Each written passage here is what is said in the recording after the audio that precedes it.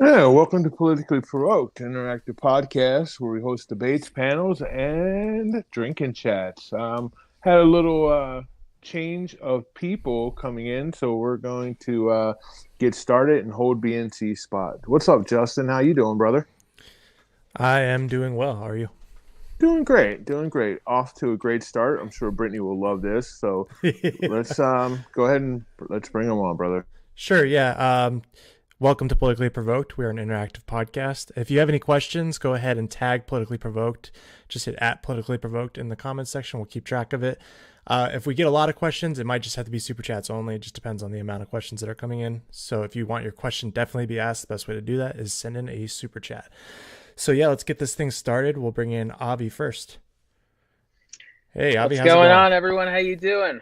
Doing well. How are you? Good, good. All right. So Yeah, for if you those of you who don't know, I'm Avi.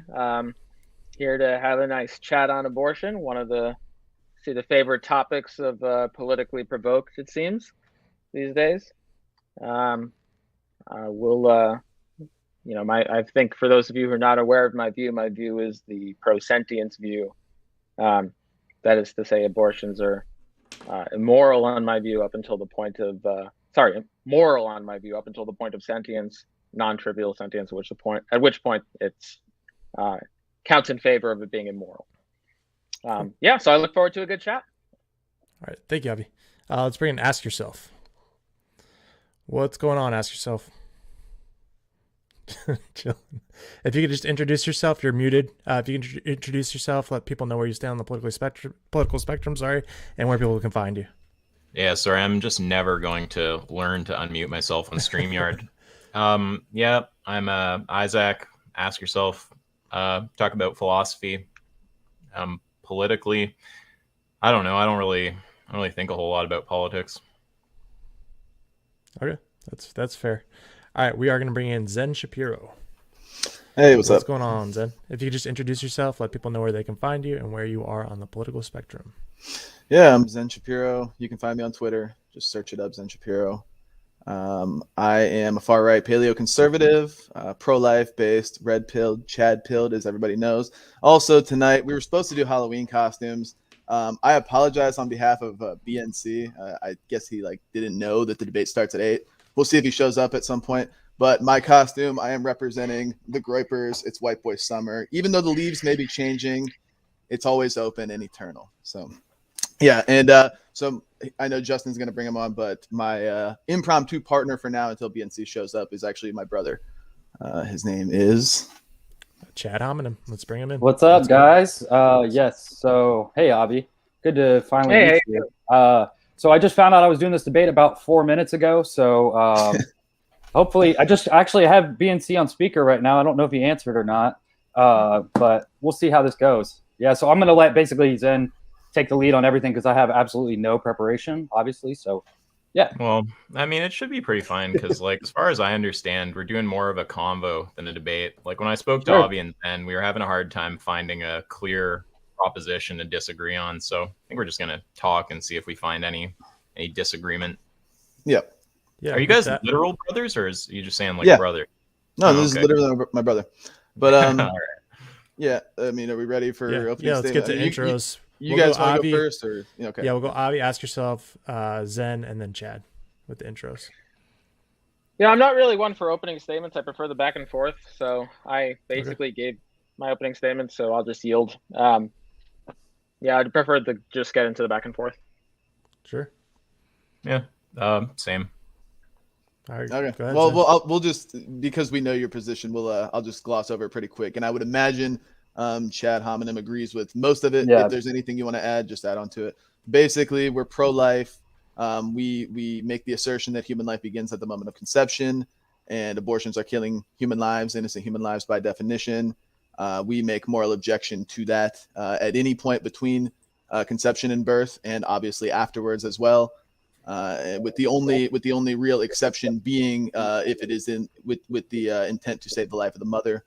Yeah, basically we our question to the pro-choice or pro-sentience side is what is your justification for killing a human life simply because it's in the womb? And if you want to add anything to that, Chad, go ahead. Otherwise, I think we can do back and forth. No, I'm with you. That's it. Yep. Okay. So before I know we talked a little bit. I would first ask: do you dispute the claim that human life begins at conception? Well, I guess that I'm not sure. It depends on what you're defining human life to be. So if you could define that for me, then I could happily answer whether human life begins at conception or not. Yeah. Yeah, and it's worth saying we're not we're not committed to some particular definition. We're happy to work with whatever you're working with for the purpose of the debate. I mean, I do want to just agree on definitions, but I'm not one of those definitions are arbitrary people. But basically, it's just sorry. Just to be clear, of course, I want to obviously agree on. We need to know what each other are talking about. I'm just saying we're not going to sit here arguing our definitions, right? Your definition. We're just going to understand you on your own terms. Sure. So basically, we're just saying, life being. If you've watched my debates in the past, you would know. Just define it as that an organism that meets the 7 criteria for life, being made of cells containing DNA, having a metabolic process, homeostasis, the ability to reproduce, grow, and adapt and respond to stimuli. So let me just write these down. Sorry. Yeah. So the first one was. Can you write it in the Discord chat so I can see? Yeah. If you want, you can literally just Google like 7 criteria for life, and it should be the very first thing that pops up. But yeah, just Avi, when you're writing them, can you write them there? Because then I'll see. Yeah. Let me just. So the first one is. Here, I'll put it in the private chat. It's being made of cells. Okay. Second one is being made of DNA or having DNA or some sort of genetic traits, some sort of hereditary traits, right? And then 3 is having a metabolic process, burning and excreting energy, things like that, right? Metabolism. Fourth one is maintaining homeostasis, which is just equilibrium within the internal environment, typically in regard to temperature, right? And then 5th one is the capacity for growth. You see BNC there? Says he had an emergency. 15 minutes. Oh, okay. Yeah. Oh, well, whenever he shows up, we'll bring him in. But and then 6th one is ability to reproduce. And the 7th one is adapt and respond to stimuli, just basically response to stimuli. Does something need to have all of those? Yes. That was my question. Yeah. So okay. So the scientific definition would be that all 7 of these criteria must be met for something to be considered scientifically alive. If it misses even one, then it's not considered to be alive, right? So if we have if we take a person that, or at least an individual we know is a person, and they don't have number 6, like ability to reproduce, let's say they're sterile. I should have added that. Yeah, I should have added that. It's ability to reproduce either sexually or asexually. So that's like obviously when we're talking about like bacteria cells, they don't reproduce sexually; they just reproduce asexually. Well, that wasn't my question was, let's say we take a person who doesn't have the ability to reproduce sexually or asexually. Let's say they're sterile, like they're a eunuch, for example. So are they not alive? They would effectively go ahead. So basically, Avi, I think there might just be a lack of maybe like medical knowledge. So maybe you could enlighten us on what I think he's trying to make the distinction of if a species or if something is capable of reproducing in their lifetime, maybe they were born sterile. But I think he's also getting the distinction of if there's able to be cellular replication as well. Can you expound on that? Does cellular replication count as reproduction, ability to reproduce? If so, then I don't see how that's I guess that is distinct from capacity for growth, because cells can get larger, but I take it the growth of an organism is usually just that, the cellular division, although it can be cellular increase in the size of the cells itself. So here's the question. The question is, if they have to have all 7, then my question would be, what if we have a person? There are genetic conditions where we recognize people as people, but they're sterile. They can't reproduce sexually or asexually, and that's just stated from the point of conception. They're not going. But then they would never get to the point of any. They would never get past the first cell if they couldn't reproduce, right? Well, it depends what you mean by reproduce. That's where the disconnect is. Yeah, so if what you mean by reproduce is undergo have a cell that divides, then I agree. Sure, then they meet all 7. If by reproduce you mean produce a new organism, so if No, yeah, that's what I mean the former. So yeah, they can reproduce and divide, or sexual reproduction. So it's either or. It doesn't have to be both. It doesn't. So but if it is neither, then they don't count. Like if you can't reproduce sexually or asexually, then you're not meeting all 7 criteria. So cellular division or sexual reproduction. Okay. Yeah. Or asexual reproduction. Sexual/asexual reproduction. Okay, and that's distinct, and that's going to be distinct from number 5, from capacity for growth, because cells can you can grow by enlargement of the cells as opposed to division of cells. Sure. Yep. Okay, and if an individual did not have the ability to enlarge one's cells, but they did have the ability to divide one's cells, then they would not be alive. Yeah, I mean, I'm not sure that would ever be the case, but yeah, theoretically, yeah. Okay. I'm not sure if that's actually the case anywhere. And then, is this all clear? Sure. Yeah, I'm getting clarity. And then, so I have by human, so I have an idea what you mean by life. And then by human, are we just referring to some kind of genetic archetype that has a certain proximity of the archetypical genome that's you would find in the use mention of the Human Genome Project or something? Not to have a regressive definition there. Is that what you mean by human? Like, do you mean genetically? Yeah. So just basically, in layman's terms, an organism that has distinct DNA that is of the genus species Homo sapien. Yeah. So just the human DNA comes from 2 humans, right? So that's where the we don't want to. Well, I don't want to use the word human in defining something human, because that would lead to a regressive definition. So that's why I use the word it's fine. I understand. Like scientific terms is Homo sapien, right? Genus species Homo sapien. Yeah. Sure. And I want to answer, if someone asks what do we mean by Homo sapien, I want to answer that without the word human to make it not regressive. It's okay. I understand what you mean. It's like some genetic proximity to the archetypal genome that we use in the use mention distinction for humans, and like the Human Genome Project, for example. That's fine. Okay, cool. And you said that you would be against abortion for all pregnancies except those which are aborted with the intention of saving the mother's life. Yeah, that would be the only exception as far as the reason goes. So yeah. Okay, so it's not about the action. So is it about someone having the intention to save the mother's life, or is it about the actual threat to the mother? Because those are two different things. They would go hand in hand. Like, you would have the intent to save the mother if there is a threat to the mother. Like if you have a reasonable, if you're reasonably sure that they have some condition, there's something going wrong in the pregnancy where it's literally threatening the life of the mother, which is incredibly rare for the record. Then that would be the only excuse you would have. It's similar to, you can't just go and shoot somebody walking down the street, but if somebody's breaking into your house and threatening you, well, now you've got a reason to potentially kill them if you're defending yourself. But it's beyond that. Most times, like I've said before, you don't even have to do the abortion. You can actually just deliver the baby.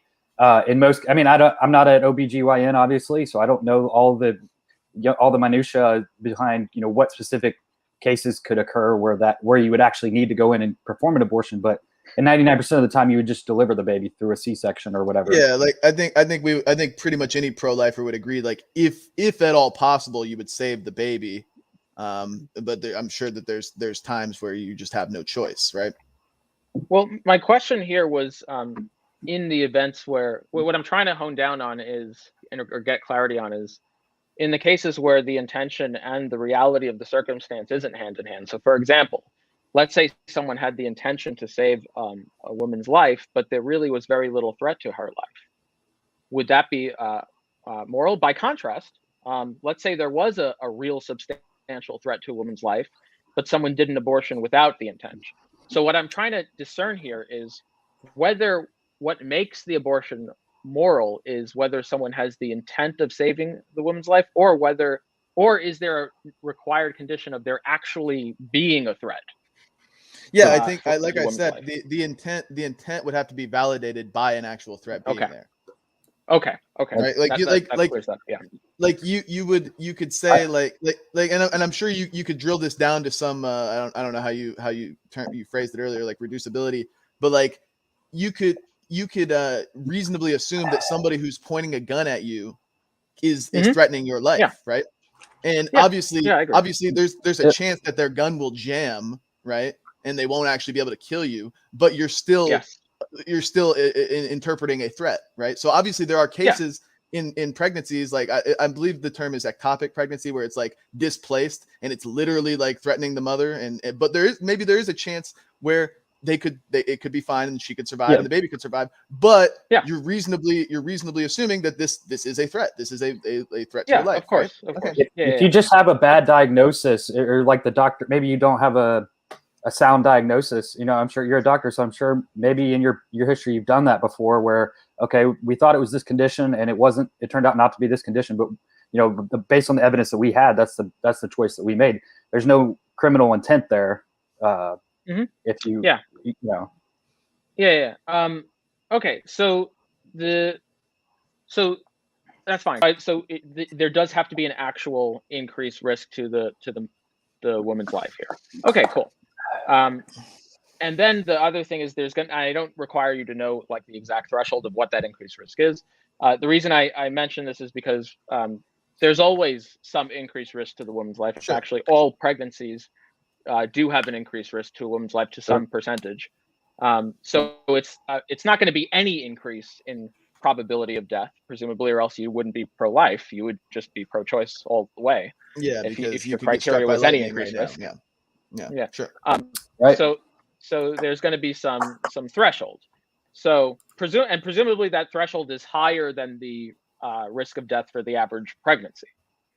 Otherwise, you'd be I'm not sure exactly what it is, but I do know that in America the pregnancy mortality rate is like 17 per 100,000, so it's like incredibly rare either way. So 19 per 100,000. About 19. Fair. Whatever. Yeah. The global, but the global. I note that the global mortality rate is 211 per 100,000. Wow. Well, yeah, because you got places like Africa where they don't have. Not just Africa. Well, the ones that are the highest are South Sudan, Sierra Leone, but the global ones. There's a whole bunch of countries that have 400 or higher. And the average, it all averages out to about 200 and 211, around 200 per 100,000. Now, if you want to say that, so I'll just ask, like, do you take? Because I'm assuming you don't want to say that half of the pregnancies, it'll be moral to abort half of the pregnancies on planet Earth, if you want to call yourselves pro-life. So I'm assuming that the risk of death would have to be somewhat higher than 211 per 100,000. Or am I wrong? Yeah, I said, go ahead. We'll defer to, if there is we're not, like we said, we're not OBGYNs. We don't deliver babies. We have nothing to do with that. So if there is a threshold that they defined, then I would love to see it, but I don't think there is. I don't really get I don't really understand what you're getting at. I think it's more just case by case. Like if you're told by the doctor at that time, like, hey, this is threatening your life, and you're assuming the doctor has knowledge. Well, the issue is the issue here is that presumably you're there in reality. I asked you that's why I asked. It's not just the intention; it's there being some real threat in reality to the woman. And the reason I asked that is because presumably you're not gonna want to take some kind of view where like if you knew the real probability of death for the woman, let's say you actually just knew all of it, that it would be okay in one case to abort, but if the probability was lower, it wouldn't be. Now all of a sudden it is. Sorry, it's the other way around. It would be okay if it was like 1 in 200 out of 100,000. Then you're just going to say, well, that is okay. It meets that threshold. But something higher than that, with an even like higher risk of death, doesn't meet that threshold. Like presumably it's a transitive property. So if you are okay with this risk, if here's a level of risk that you are okay with abortion, presumably if something is even a more threat, a greater risk to the woman's life, presumably you're going to be okay with that too, with aborting that too, and vice versa. If something is this low of a level of risk to a woman's life, presumably you're not going to be okay with it. And if you're not okay with it, if something is even lower of a risk than that, you're also not going to be okay with that. It would be really weird to say, well, here's a risk, and that's enough of a risk for me to be okay with it, but something even higher, no, that's not enough, right? It's a transitive property. I'm not really. I understand what you're trying to get at, but it's again, it's really only covering like less than 0.1% of all abortions, and really, I think the dispute we really have comes with when the 700,000, 800,000 other abortions that are occurring in America every year, and 40 to 60 million worldwide. That's okay. Let me turn it back on you. Can I ask you a question, Avi? Well, you can, if I just want to get clarity. I'll be happy to. So just maybe this will help flesh it out a little bit better. Yeah, sure. And I apologize in advance if this is not an equivalent example, but you're a dermatologist, right? That's I'm in dermatology. Okay, but that's like your specialty, right? So if you had a patient who had just a mole, you don't know anything about it, would you treat them with chemotherapy? Yeah, I would. You just treat any patient with a mole with chemotherapy. I have a mole on my shoulder right here. Should I get chemotherapy? No. I'm sorry. I thought I'm not talking. It depends what type of. Okay, I thought you were talking about a molar pregnancy. Sorry. We'll get. If you're talking about if you're talking about a mole, then no. There's different treatment modalities that some are higher risk, some are lower risk. It depends. Yep, exactly. But that's going to be. But that's not getting. But that's not helping flesh it out. But the reason that question doesn't help flesh any clarity out is because what I'm getting at is a principled question. You're adding epistemic barriers in the way and saying, okay, yes, it's a better heuristic if because the doctor has a better assessment of the risk. I grant that. I don't have an issue. I understand that. But that doesn't help get any clarity on what I'm trying to ask here. What I'm trying to ask here is the principled question. Whereas that's why I asked in the first place, is it also about the underlying reality? Because if you so happen to know that the doctor was wrong, if it turned out that the doctor says, okay, well, this is a really bad risk to your life, and let's say by some means or whatever you found out that the doctor was lying, or the doctor was incorrect, or glossed over something, and really there's no risk, no increased risk, presumably you would view that abortion as immoral, or at least it should not be done. Yeah. Okay. Cool. Now, the reason I'm asking about a transitive property here is I'm not asking you to have in principle to have this idea of like, okay, well, if it reaches 500 out of 100,000 deaths, then abortion is okay. Like, I'm not asking you to specify it down that, like, I'm okay if you don't even know the exact threshold. What I am saying, though, is if I give you a case where the risk is a certain risk that you look at and say, okay, that's high enough for my bar. I don't know exactly where my bar is, but this is over it. So let's say, it's 10% chance of death or something, right? And you say, okay, well, I don't know exactly where my threshold is, but 10% is high enough. That abortion is okay. If I give you another case and tell you that the risk of death is 11%, presumably you're going to be okay with that too, if you knew the chance of death is 11%. It's still irrelevant because no, I disagree. I think it's irrelevant because, like I said in the beginning, the majority of cases we don't even have to do an abortion. We can just deliver the baby and do our best to save its life if it's premature. Assuming that's fine. Assuming that the only way of I'll stipulate that the only way to terminate the pregnancy is an abortion. So if there's a 10% chance of death and the only way to terminate the pregnancy is an abortion, presumably if there is an 11% chance of death and the only way to terminate a pregnancy is abortion, you would be okay with that too. Yes or no? Yeah, but we have yet to accept like the exact stipulation of like, oh, this percentage of death is what it needs to be. No, it's like I think the the mole question was what really illustrated it best. It's like, you don't just say, oh, you've got this condition. This condition has a 10% chance of death. This one has a 12% chance of death. It's more so, you've got a condition. It could potentially kill you. We will monitor it on a case, and it would have to be on a case-by-case basis. Sometimes you'll be able to be just treated and deliver the pregnancy as normal, and sometimes it's going to threaten your life, and we're going to have no choice but to abort.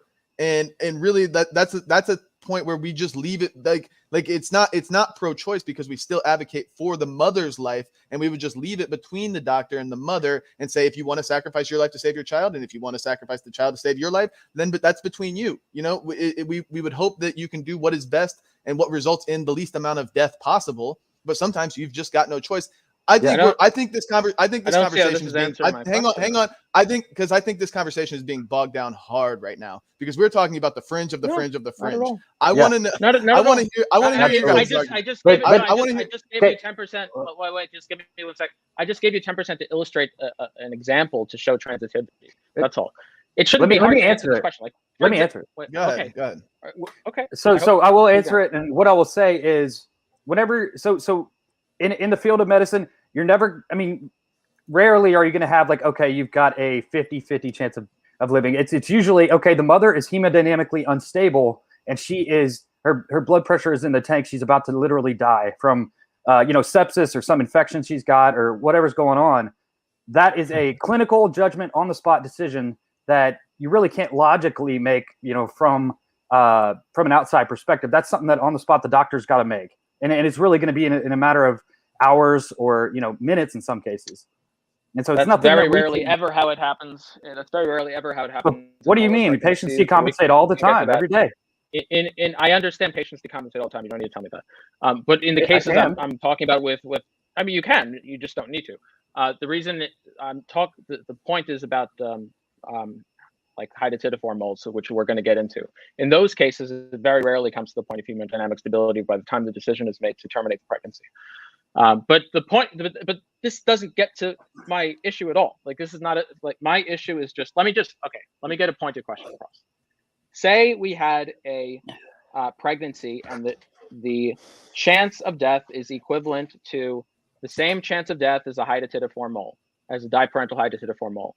Are you okay with getting a abortion in a case like that? Yeah, no, I'll just address the whole molar pregnancy thing right away. It's basically, you can't detect those things upon conception. They can only be detected 8 to 12 weeks into the pregnancy, because you realize they start doing the ultrasounds and whatnot, and they find that there's no neural development, there's no brain development, no heartbeat, there's no fetal tissue present when it's a complete hydatidiform mole or a complete molar pregnancy. Sometimes there's some form of viable fetal tissue when it's a partial molar pregnancy, but pretty much all the time they just result in a non-viable pregnancy that results in a natural miscarriage anyway.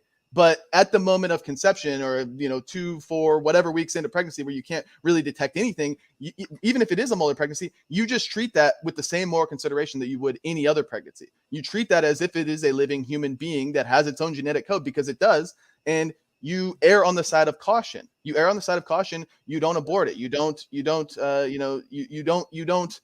kill it, even if it ends up being a non-viable pregnancy, similar to any other miscarriage, right? I understand, but I don't see. But that's not really getting at that's not really answering what I'm trying to ask. So maybe this will make it clear. What I'm asking. So at the point at which you do detect it to be hydatidiform mole, at that point, you make a decision. Presumably you want to make a decision to abort it. Maybe you don't, but most people would. Now, I'm assuming the justification for aborting. Most people just let them ride, and most people just let them ride, and they are expelled naturally through a miscarriage. Okay, well, when you say most that's people, what I did. Usually that's how it usually goes. It says from what I read, it was 90% of them are expelled naturally through a miscarriage, and then the other 10% do have to be removed, because if left untreated, if left untouched, they can develop into malignant cancer, right? Well, when you say about whether it's moral to abort the but I just want to be clear about this when you say most people, depends what you mean. Most doctors would recommend aborting it. Now, maybe it's the case that a lot of them just go unnoticed and they end up getting Depends on the circumstances. to completion. That's fine. That's fine. Yeah, that's. It's about. I mean, it's about the principle. again, So the question I have is it moral to abort that pregnancy at the point of detection of a hydatidiform mole? It would depend. I would say it would depend on if they're like assuming it's at the point of detection, which isn't until 8 to 10 weeks anyway, 8 to 12 weeks. Yeah. If there is viable fetal tissue, then I think it would be immoral. If there is no viable fetal tissue and it's shown to just be a non-viable pregnancy that is just going to be expelled naturally or potentially threaten the mother's life at that point, then no, it's not going to be. There would be no problem with aborting it. Okay, so the case we're talking about is when it's detected that it's a hydatidiform mole, right? So we're talking about if it's a hydatidiform mole, it's not going to. I don't know what you mean by viable. I mean, it's living. It may die. No, I said viable pregnancy, as in like it has any chance to continue its development and potentially be developed into or to be birthed into, what we call a baby, right? So okay, when we see when it's birthed, it's considered a baby and not a fetus anymore. Yeah, I understand that. So when I'm saying when we detect it 8 to 12 weeks in and there's no fetal tissue, that's not a viable pregnancy anymore. That's just going to get miscarried or potentially start to threaten the mother. So there is no chance of survival. There literally is no chance. The only potential from that point is a threat to the mother. Okay, so then you would be okay with aborting the mole in that case. The literal clump of cells. Yeah. Well, hang on, but I would be careful with the word abort too in that sense, because abortion, when we're referencing abortion, I think this is why the molar pregnancy is kind of a red herring, because when we're referencing abortion, we're referencing pregnancies that are otherwise viable, pregnancies that otherwise would have survived to term and been birthed. And this molar pregnancy, like I just said, they're not viable. They don't get birth to term. They get miscarried. They get expelled naturally because the body recognizes that they're this is a threat to the mother. Yeah, I'll just point one thing out. So when I asked you for your criteria for human life, when I asked you for these criteria of the things you value, whether you gave me the criteria. One thing you didn't give me is whether the duration of survival time. So if that's going to be another criteria for your moral consideration, no, it would just be fetal tissue. It would be fetal tissue in the womb. Wait, one point of confusion. I thought these were the criteria for humanity. Are they just coextensive with the criteria for life? Is that for human life? Yeah, or for life. So the 7 criteria are just for life, period. But then human life is genetic distinction of. Or genetically distinct organism that is of the genus species Homo sapien. Right, okay, but the point, Isaac. Yeah, the point was that I asked for the only exception. The point is that the position was that it's immoral to abort in cases where it's a human life, with the only exception being harm to the mother. Now, we have another exception on the table here.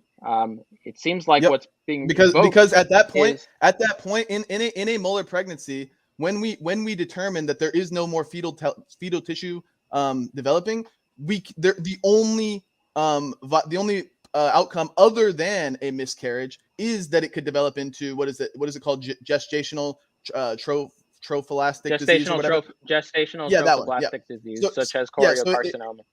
And the only real result from that is malignant cancer, a threat to the mother. I think we can all agree that cancer is life-threatening. So when we reach a point that the only future outcome, if we don't remove it, is cancer, I think we can reasonably assume that is a threat to the mother, and we can remove that. We can interpret that as a threat and abort it.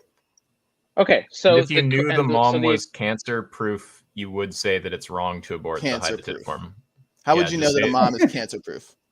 Well, how you know it's just an epistemic question. Just say that you have that knowledge. Would you still say that it's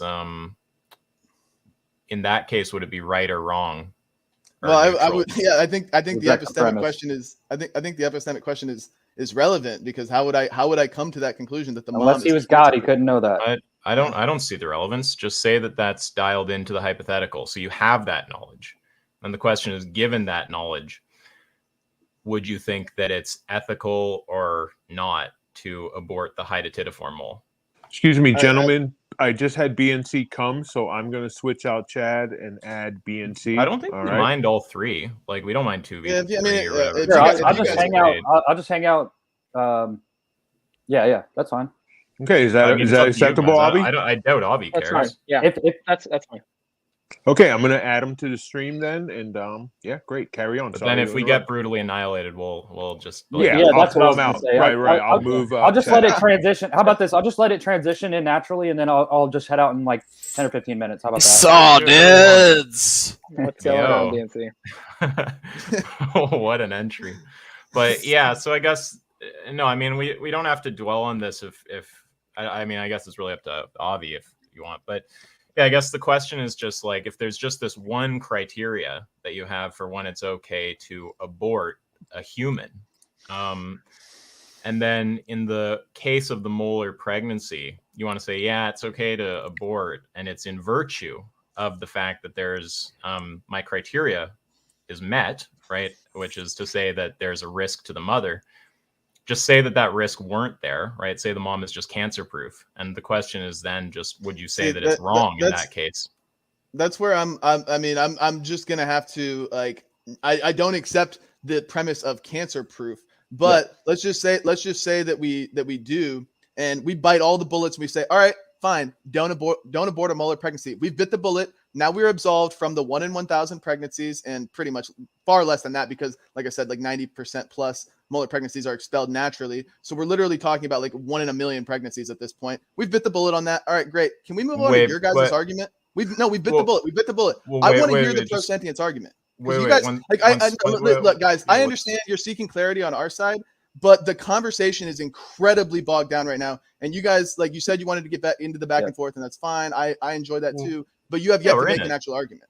Yeah, I know. That's fine. Yeah, I mean, wait, this is what I was very clear about, right? This is why I made sure to have a conversation with you beforehand, which is that if you want me to come here prepped with arguments, I'm expecting it to be a debate. I'm expecting a clear proposition. I didn't come with any kind of argument, right? So I want to hear the pro-sentience position. What is pro-choice, pro-sentience but just before we move to that, I just want to be clear when you say like we bite the bullet, whatever.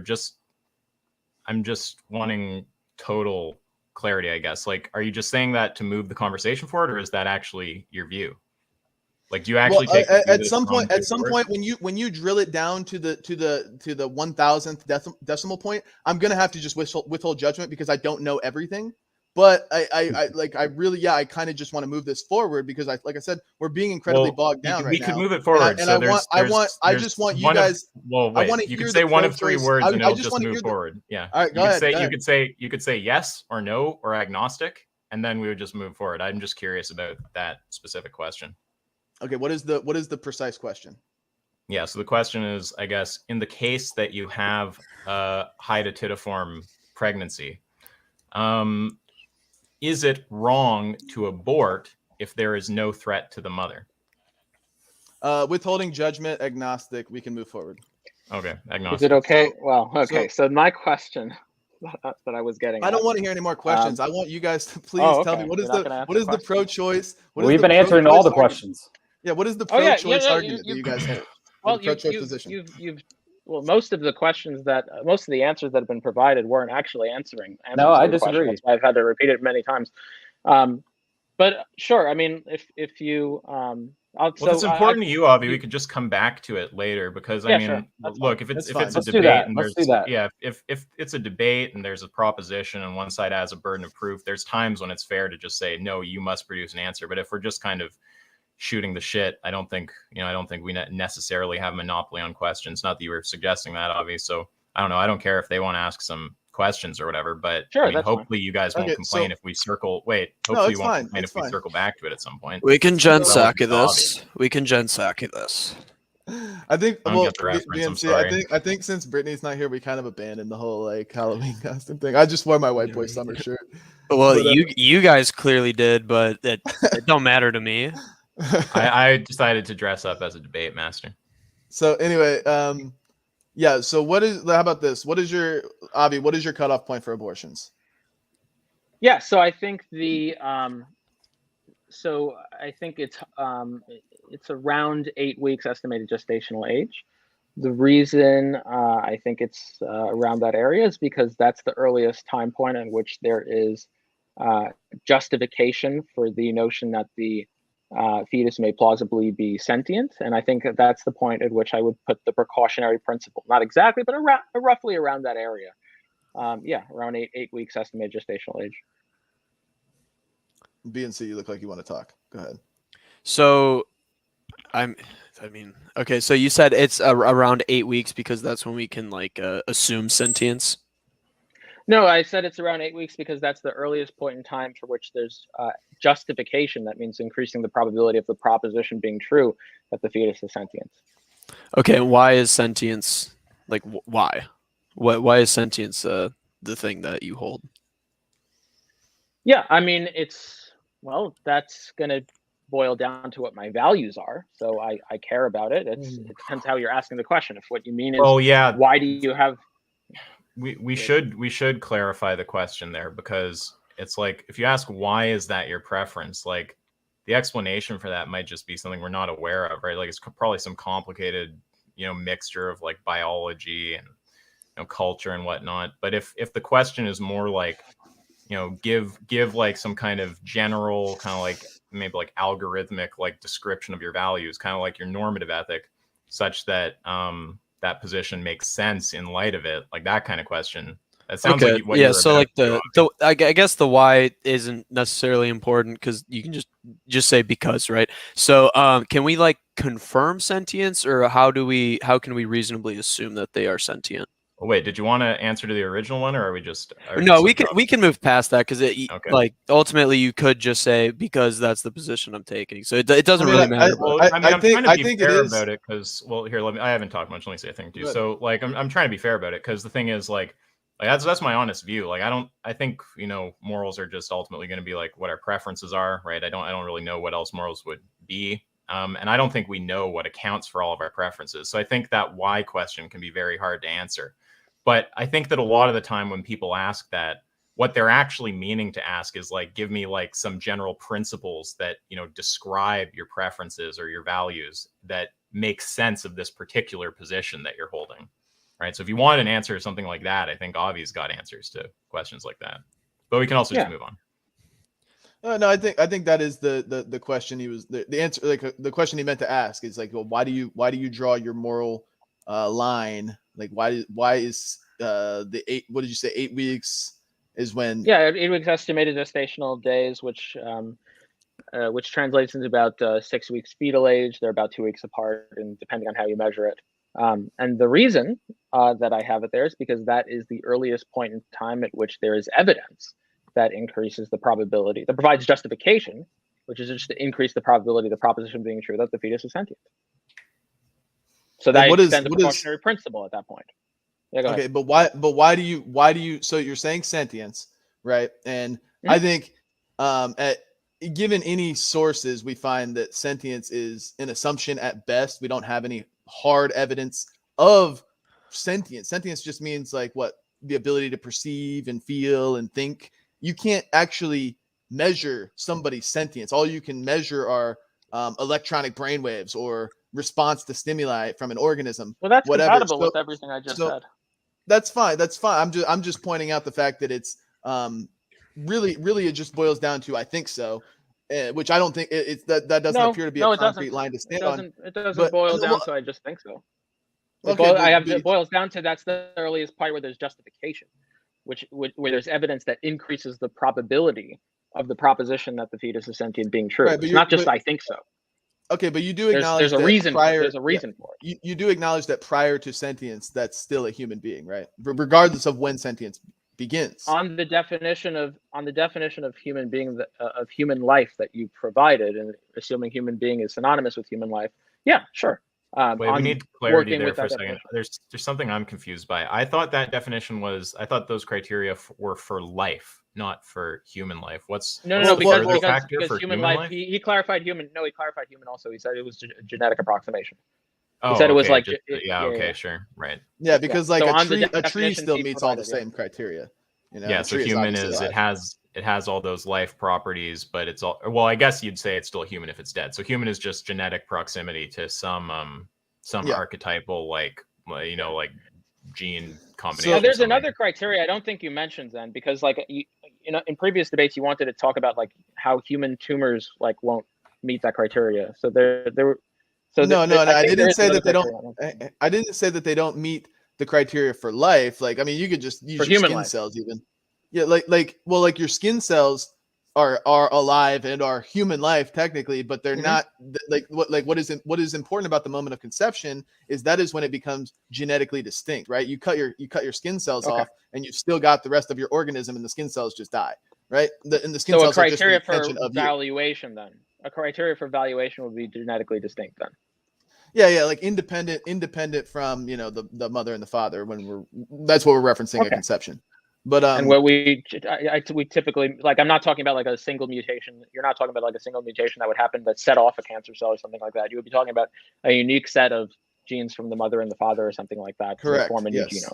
Okay. Correct. Okay, new genome. All right. But then, so I'm asking, so when we're talking about sentience, basically what we want to know is why do you value that, like, regardless of when it occurs, why is it sentience that you place the more consideration on as opposed to anything else, any other line? Yeah, that's the question. I think that you got to be a bit clear about what you're asking, because why, like, again, for somebody who's not really like a realist, they're just going to answer with something like, you know, I don't know, some combination of like historic factors that like led me to be the kind of being I am. Well, that is the answer. I don't fucking know. Well, yeah.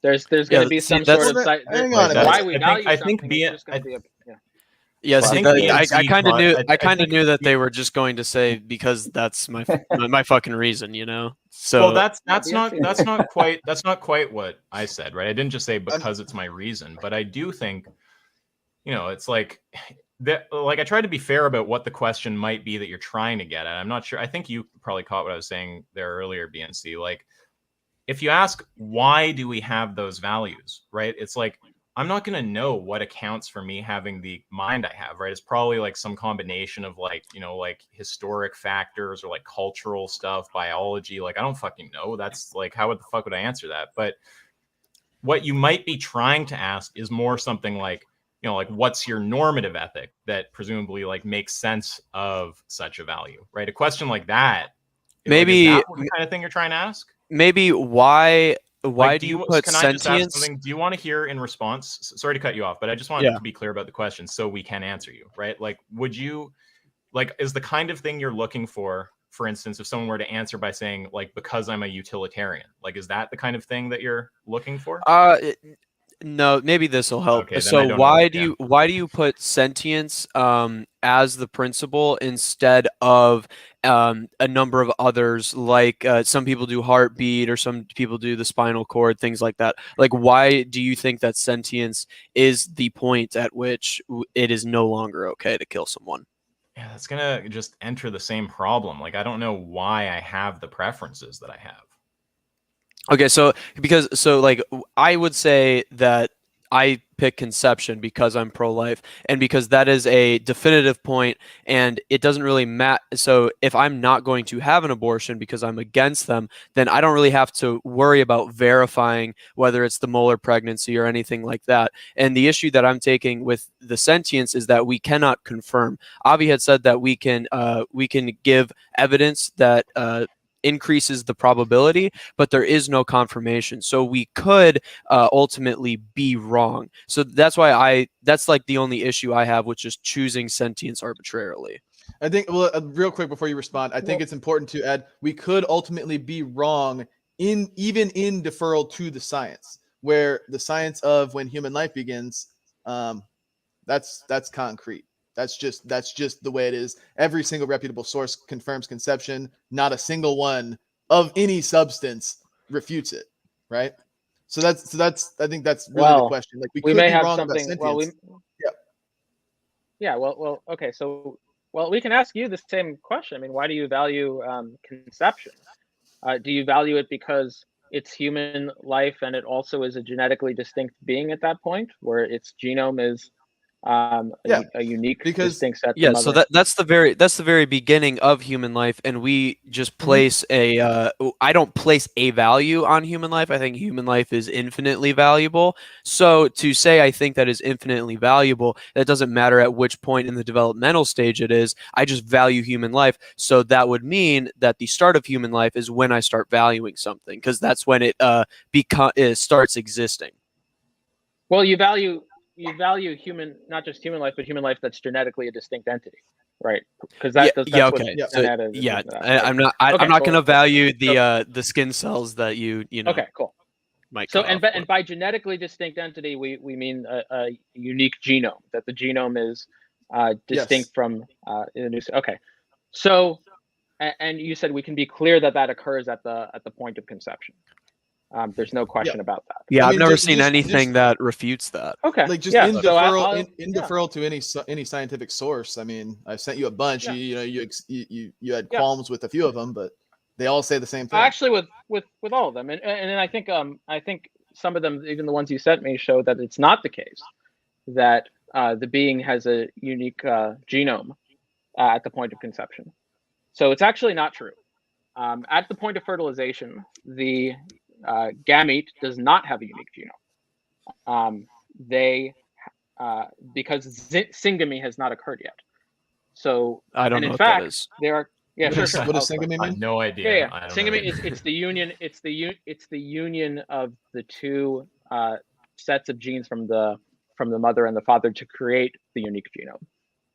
So at the point of fertilization, what happens is there's the fusion of membranes between the sperm and the egg. The genes that come from the sperm cell and the genes that are in the egg cell, they are encapsulated by two membranes called the pronuclear membranes. Those pronuclear membranes are both within the new plasma membrane that is the zygote. However, the unique genome is not created until the pronuclear membranes, it happens about 20 hours to 24 hours after, about a day after fertilization, until the pronuclear membranes unite. They come together and there's a fenestration. That means a window making. They're broken down. There's a breaking down of the pronuclear membranes, and then the genes from the father and mother unite to form a uniquely distinct, genetically distinct being. The reason that this is relevant for your position is that there are mutations. There are some mutations which make sure this doesn't happen, where there is no union of the mother and father genes, where fertilization has happened. It has. So if it happens and then they don't combine like you were talking about, what would happen to that cell? The zygote. The zygote. Yeah. What would happen to it if that mutation where they couldn't combine? What would happen after that? Yeah. What would I imagine? I think what happens is the eventual death. You can keep them alive though. There's ways of keeping them alive, like not to form like what we call as a baby or anything like that. But there's ways of keeping those embryos alive. So what happens? You can keep it alive for a short amount of, presumably short amount of time, because it's not like you said. Long amount of time. What's a long amount of time? No. If you, well, you can freeze. You can just like we freeze embryos. Like we can have fertilized embryos that we freeze. Oh, we don't really like that. We don't really. I know you don't. Hang on. When you said life begins, I think no, I'm just saying we don't really like the IVF. Like we're not in favor of that because it appears to be like risks the life. Yeah, but naturally this thing isn't going to survive. Hang on. I think we can move forward with this. Like I think even if we are to seed this syngamy thing, the steel man would be that life begins a day after fertilization, and we would still be against abortion. No good. But I'm actually not gonna concede that, because I mean in the source that I sent you, it says historically medical texts define the formation of the zygote and the beginning of human life as syngamy, and consequently the new cell formed by sperm egg fusion is characterized by nothing more than a modified gamete. However, based on the ample scientific evidence that is in this paper, this 39-page paper, that is reviewed and updated here, this conclusion is clearly false. A modern understanding of human embryology indicates that syngamy does not meet either of the two criteria for the formation of the new cell, as outlined in this paper. I've read that paper. Yeah. So I've read. So this. I've read that paper. Do you have any? Okay. Do you have any sources that outright refute this paper and confirm human life begins at syngamy? Well, I'm not sure what there is to refute. He's setting up a definition, but what I can tell you is that with respect to how you defined your criteria, that criteria that you've outlined is only met by syngamy. Now, I would say I said ability paper you to just reproduce. Okay. No. You said genetically. You said I asked you if it's I asked you genetically distinct. I asked because there's a valuation of criteria that I've asked you. You said genetically distinct, and I clarified that. And I said, when genetically distinct, you mean actually contains a unique, distinct genome.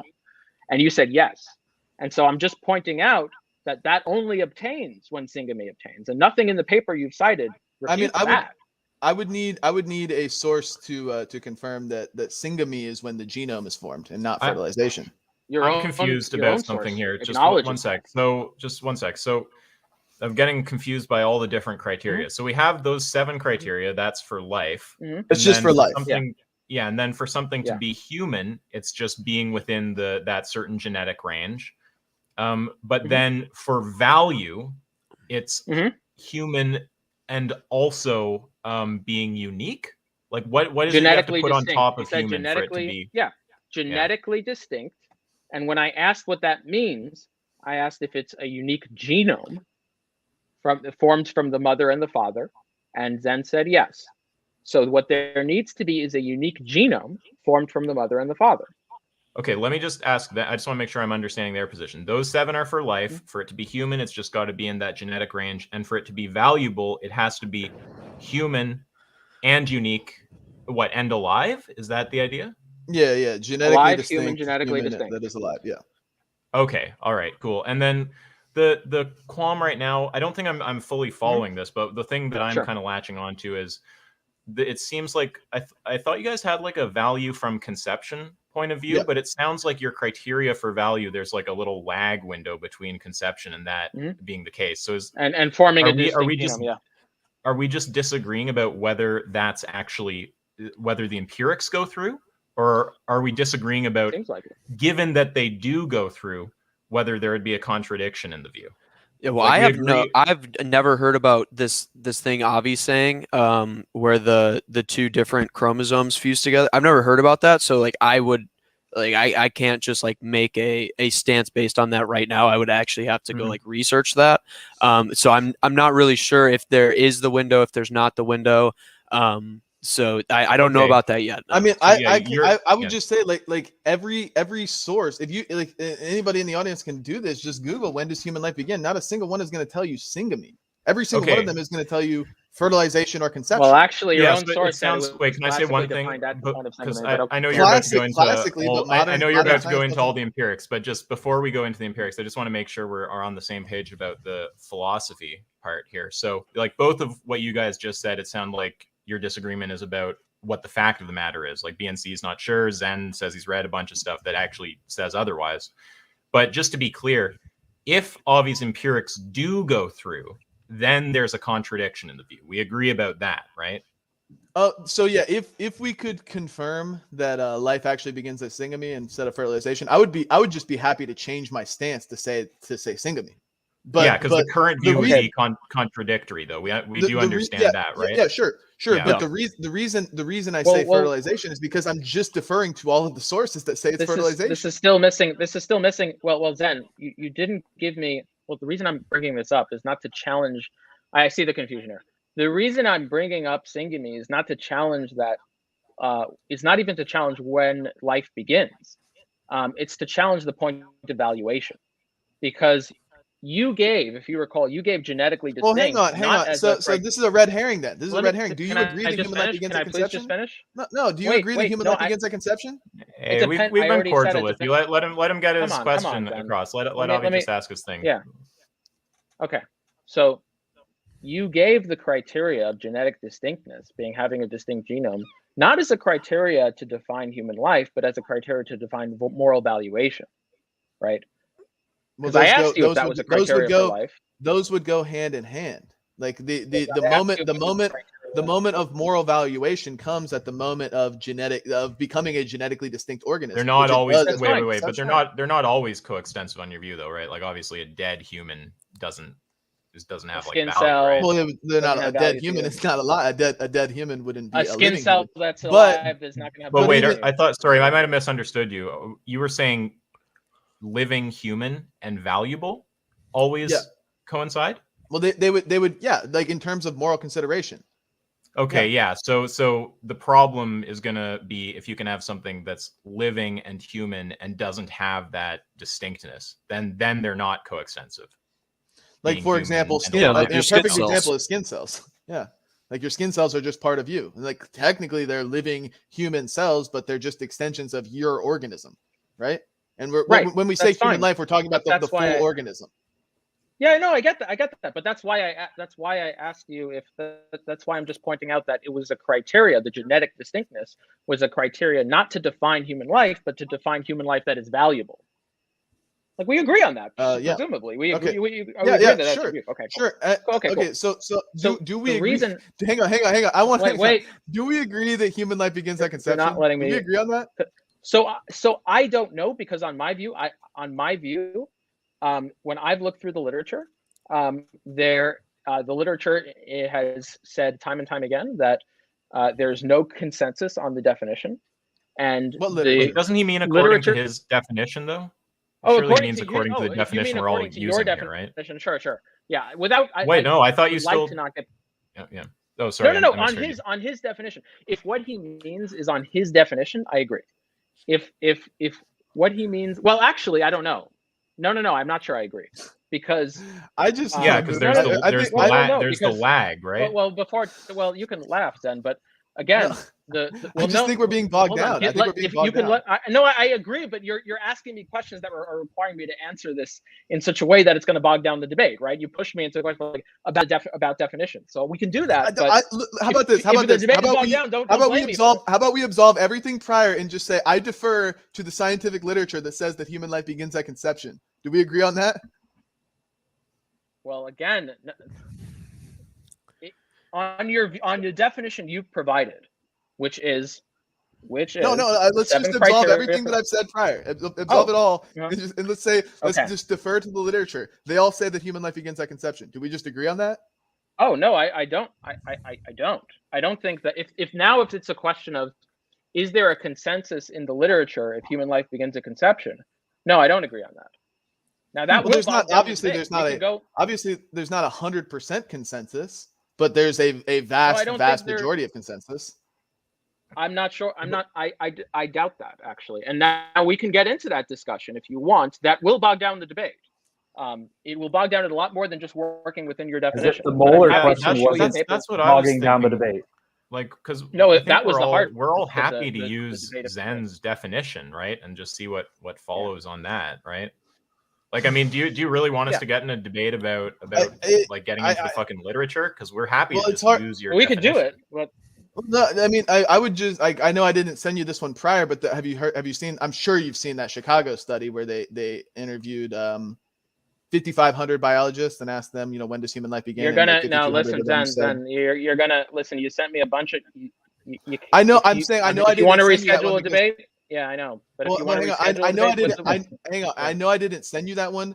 But it's not because really the reason I didn't send it because I think it's valid, but I don't typically go for like an appeal to majority. But if the question is there a majority consensus, a vast majority consensus among biologists as to when human life begins, the answer is yes, there is, because in this study. I doubt that. Yeah.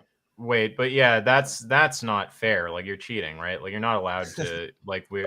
Okay, yeah. So we don't have to. Yeah, so we can say before the debate that anything you want to cite and that we want to cite, we got to share. You can't hit us with. I know. Including studies about this specific topic. Okay, yeah. So let's the same thing with the this syngamy. The same thing that Avi was that AY ask yourself. You had said this. So assuming that this Chicago study, which we're not going to use, let's assume that if there is a majority, then there is a majority consensus, then scientists and biologists do actually have one. If the study is not the case and Zen is wrong here, then there is no consensus. But again, like now we're just talking about like definitions of what is a human life. I think we kind of already know. I was willing to work within the definition, but if you want to go to whether it's a consensus, I have multiple papers with over 55 biologists, with over that 5,500 with 5,500. Oh yeah, that's fine. Then I'm pretty sure it's over 5,500 as well. Yeah, so we can have this conversation in the group chat. We don't have to do the consensus thing now, though. Yeah, I'm but with that's BNC not the interesting here. thing. Like this isn't like the interesting thing there. Like the interesting thing isn't our dispute over whether there's a consensus. I don't think there is. But the interesting thing is, on your view, like again, so getting back to what I was trying to get to before, my interesting thing is what follows from your view, if provided the definitions you've laid out, and what follows from our view, provided definitions that provided our view and what the things we value. That's the interesting part of the discussion. Well, so just like you guys had said, sentience, because that's my argument, we would say, and we say conception because that's our argument. That's when life starts. So that is why we would use that. So that's because we have to know when it starts, and you guys have to know when sentience reasonably has a higher probability of being true. Sure. That's fine. Notice how that's different from saying it starts at the point where it's a human life and is genetically distinct, because that's not true at the point of conception. There is no distinct genome at the point of conception. In fact, but now you're going into the exact same thing about Zen studies. So, like, I don't know about this syngamy thing, so I cannot comment. No, I'm not going into Zen. Well, look, I can go into Zen study. I have other. I'm saying you're doing the thing. It's the same like concept around Zen study. I don't know if you exchanged the syngamy one to me. We did exchange. This is part of the debate. We exchanged these studies. So, the issue of syngamy is that if you want to say that there's value, this human life has value only at the point and onward of genetic uniqueness. At the point of conception, it doesn't have that property. It doesn't have a unique genome. And in fact, there are conditions such as PLK1 mutations, which I've also exchanged prior to this debate, in which the pronuclear membranes don't actually even ever allow breakdown and they never develop genetic uniqueness. And and when this doesn't happen, aren't they like really like you're not really going to keep developing and naturally you're just going to die? No, they do. Well, they do keep developing. I don't know at the point at which they die if they do. But what happens is they actually divide. There's an effective unfertilization, so to speak. So they can't combine, and the cells divide to form an embryo, and one cell has two nuclei that are purely paternal, and the other cell has two nuclei that are purely maternal, even after conception. And then you can separate, it's called an embryo, and you can separate them and freeze them and keep them in their state of after fertilization living. Yeah, you can freeze them like naturally inside the woman. This organism is just going going to die. Sure. But either way, So like that's my issue though, is that now we're talking about this. It doesn't matter because if you want to take the view that a being is morally valuable only at the point of unique genome and onward, you can't say that a fertilized embryo at the point of fertilization is morally valuable. That's just not a property that it has. Okay, so as far as I understand, they both agreed that given that the empirics go through, there is a contradiction on their view, but the disagreement is just about whether the empirics go through. So is that what we want to resolve right now? Do we want to just figure out if it's the case that there's unique genetic uniqueness as defined from the point of conception? I think in order to move forward, because we've been at this for I think a little over an hour now.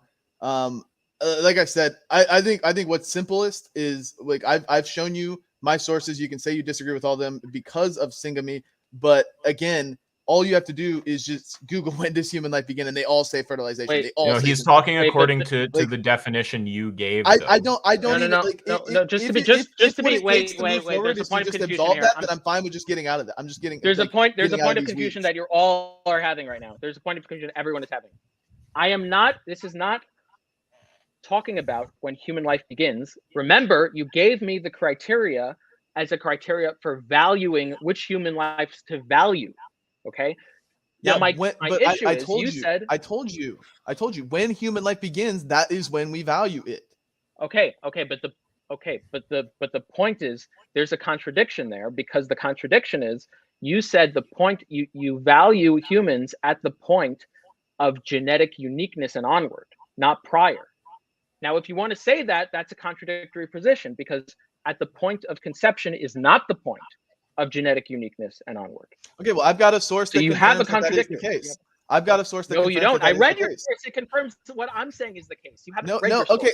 Anybody? Okay. You want to go read it together? You want to read it together? It's a 39-page fucking study, dude. I've read it. I'll share it. I'll share it in the public chat on the YouTube channel. And anybody who wants to see it, click on this source, and you'll see on multiple occasions it says the moment of syngamy is not when life begins, and that is an incorrect assertion. I'm not disputing that. You're going through the same confusion again. Do you not see the same confusion?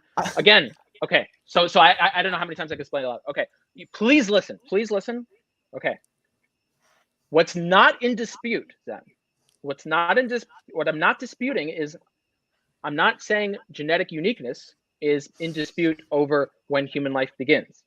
What I am disputing, okay, is genetic uniqueness being the point at which value of human life begins, because that's the criteria you gave it to me. Now, you want to say value begins at the point of conception. That's fine. But if you want to say that the reason valuation of human life begins at the point of conception onward is because of genetic uniqueness, that's a contradiction, because at the point of conception, it doesn't have that property. So to move on, can we just not give a reason to conception? Like you guys don't give a reason to sentience, and then we can just completely scrap this entire thing? Those are different kinds. I'm not willing to do that, actually. But okay. hang on. Tell me this, Avi. What does conception mean? Conception is the fusion of the membranes of the sperm and the egg. I just want to flag those. We don't have to go into this. Those are different kinds. Those are different kinds of questions. It sounded like one of those was talking about an inferential justification, and the other was talking about, I don't know, like almost like some kind of like historic explanation or something. So I don't know. Those were not actually sounding like the same kind of question to me. Yeah, no, they right? are. Like we're not. I need before we go on. I need clarity on what, because I don't want to hear one more time that I have a source that says human life begins at conception, regardless. Yeah. Conception is the moment. Conception is the moment that the sperm and the egg meet. The male is it gametes and female oocytes. They meet and they fertilize and they create a new cell with 23 chromosomes from the father, 23 chromosomes from the mother. Obviously, with certain they create a new genome. Is that the point? And then a new cell with a genetically distinct DNA code is created. A new genome? What you told me, a new genome? I don't know. I don't. Okay, so hang on. How about this? I'm going to reject the word genome because I actually don't know precisely what the word genome means. I'm just going to say a new genetically distinct organism is created at the moment of conception. And that's why we value that. Okay, and by genetically distinct, what do you mean then? I mean that the DNA is neither of the mother or the father. It is a combination of both, and it is now distinct from both. Do you mean that do you mean that the DNA have combined to form a genetic segment? Because the sperm well, that doesn't happen at the point of conception. Okay. Then find me a source that says that's not what happens. Your own source says that. Your own source says that. Here, you want me to read it to you? Okay, I'll read it to you. Yeah, do you want Okay, cool, great. Maybe we should screen share it or something so people can see. Sure. Let me see where Zen gave me that source. So this is accepted. I have multiple sources that say it. Even Zen's own source, by the way, has acknowledged this. It's just that what Zen's source was arguing wasn't that it's genetically distinct or not. Zen's source was arguing that having a unique genome doesn't matter for it to be a life beginning at conception. It tried to argue that life begins at conception even if it is not genetically distinct. because it just said like, well, syngamy will happen. Some extent of saying, well, syngamy will happen anyway, or something like that. I didn't follow that. Can you say that let's again? go through that. Yeah. So Zen had a source talking about syngamy. Here it is by Maureen Kondik. And Maureen Kondik says terminology that refer to the product of sperm egg fusion of a penetrated oocyte and claims that the zygote does not form until syngamy have resulted in an erroneous belief that human embryo does not exist during the period prior to the point of, and it calls it the pre-zygotic error. So the point here is that, and we could go through like so it sounds like it's agreeing with me. No. Is it? It's agreeing with you. Hang on a minute. No. I've got a question for you. Prior to syngamy, is it the same DNA as the father? When you say it is the same DNA as the father, it depends on which set of DNA you mean. That's the whole point. The cell doesn't have a unified fertilization DNA. is when they combine and create a single cell. No, it's not. Single cell. Yes, it is. Oh no, that's when the cells combine. Okay, that's when the cells combine. Yes, it is. Okay, you're not listening. Yes. You're not listening. That's when the cell. Please take a step back. It's okay. That's not when the DNA combines. It's when the cell combines. I agree. I said that. The problem is that's not when the cell has that's not when the DNA combined to form a unique segment of DNA. Now the issue here, what your source tries to say is that what's the DNA part of? Whose DNA is it? The DNA is separated. It has DNA in a membrane that is DNA that's equivalent to the sperm and DNA that's equivalent to the egg, not unified. So it's still not unique. The cell does not have a uniquely distinct segment of DNA. Only at the point at which the DNA break down through the pronuclear membrane and cross over, they combine, does it have a uniquely distinct DNA from the mother and father? Prior to that, it's just a segment of DNA from the mother, from the sperm, and a segment of DNA from the egg. It's not a unified segment of DNA. That have fertilized and created a new cell, a new living cell. This cell would have to have I some agree. Sort of DNA code. So I agree with you that is it two separate? Hang on. How about this? At fertilization, is it one cell or is it two cells? It's one cell. Okay, then that cell needs to have a DNA code. Is it the mother's or the father's? Which one is it? It has it has two DNA. It has two. No, yes, it does. No way. It does. No. That's no. It does. But it does. You're just wrong. Okay, we have to like go into the biology, I guess. Sure. Yeah, let's do it. Like this is like an organism, a single organism is only going to have one DNA code. So wait, no. This is just like honestly, like the whole conversation. No, I'm not wrong. I'm just it's getting exhausting how bogged down this conversation has become because it appears to just be a matter of semantics. So what if it's not a matter of semantics. Hang on. What did the steel man here? It is a logical problem. It's not just semantics. He's showing a contradiction. Great. So what did the steel man? Right? The steel man here. Yes, there is a contradiction on this view. Hang on. Even if the steel man ends in life beginning at syngamy, that still means no abortions, right? Because you're not going to know you're pregnant. You're not going to know you're pregnant one day after getting pregnant. You would still need however many 2 to 4 to 6 weeks, depending on the accuracy of your pregnancy test, to know. So we're still saying no abortions, even if I am to concede that. The argument, just for the sake of moving forward, I'm actually fine with hypothetically conceding. I'm not actually going to concede that, but I'm okay with doing it just to move forward. And we can say life begins at syngamy, whatever that is, even though not a single source on planet Earth confirms that. Not a single one. If you end your sentence like that, you're going to set Avi off. If you end it like if you say I'm happy to move on, but you're utterly wrong, and here's why. There's no way you are utterly wrong. Every single source disagrees with you. Okay, well let's just decide where we want to go. Reading Zen's own source says syngamy means sexual reproduction by union of gametes, commonly used to refer to the breakdown of nuclear membranes of the pronuclei approximately 24 hours after sperm egg fusion. So what happens, and here, I can give you other sources if you want. This is like well known in biology. This is not like what happens is there are two unique sets of DNA that a zygote has right at the point of conception. There is no unit. They don't immediately teleport to each other and form a unique segment. Okay. Well, I would imagine that it's requires not a biological process. I would imagine it's not instantaneous. Yeah, it takes 24 hours. Occurs. Yeah, according to your source, it takes 24 hours. Okay, so you said the process of fertilization. The process of fertilization takes 24 hours, or syngamy takes 24 hours. No, syngamy. Syngamy takes 24 hours. Well, my own source also clarifies that syngamy is not when human life begins. It says I didn't say. Okay, when human life begins. I already. Zen, you're not tracking.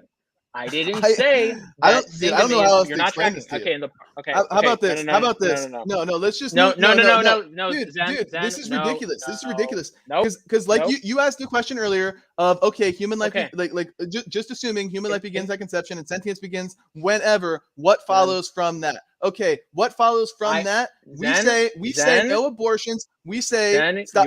You're dodging. No, I'm not dodging. I'm trying to move forward because we're so bogged down right now. What follows from that? Because you don't like what follows from that is I get it, the absence of 800,000 innocent human beings killed every year in America, and what follows from your guys is several 100,000 innocent human beings killed in America every year. So I would like to hear the justification for that. Just so you know, after this ramble, I'm just going to ask you the same thing. Okay, cool. So Zen, real quick. Do you justify killing humans simply because they're not sentient? That's what I want. I'm just going to keep Zen. Do you understand that when I brought up syngamy, it wasn't for the purpose of establishing where human life begins? Yes or no? We need some view reproduction. I know you just asked a yes or no, but I think that at this point it's like, Zen, can you reproduce Avi's line of questioning or his criticism here, just so we know that we're understanding each other? Well, you can ask us to do the same. Well, if you can't, then we'll just get on the same page about it. But no, I'm kind of, like I said, it's getting exhausting going back over the same points over and over. So I think we can just move forward, maybe pragmatically. Tell me, how do you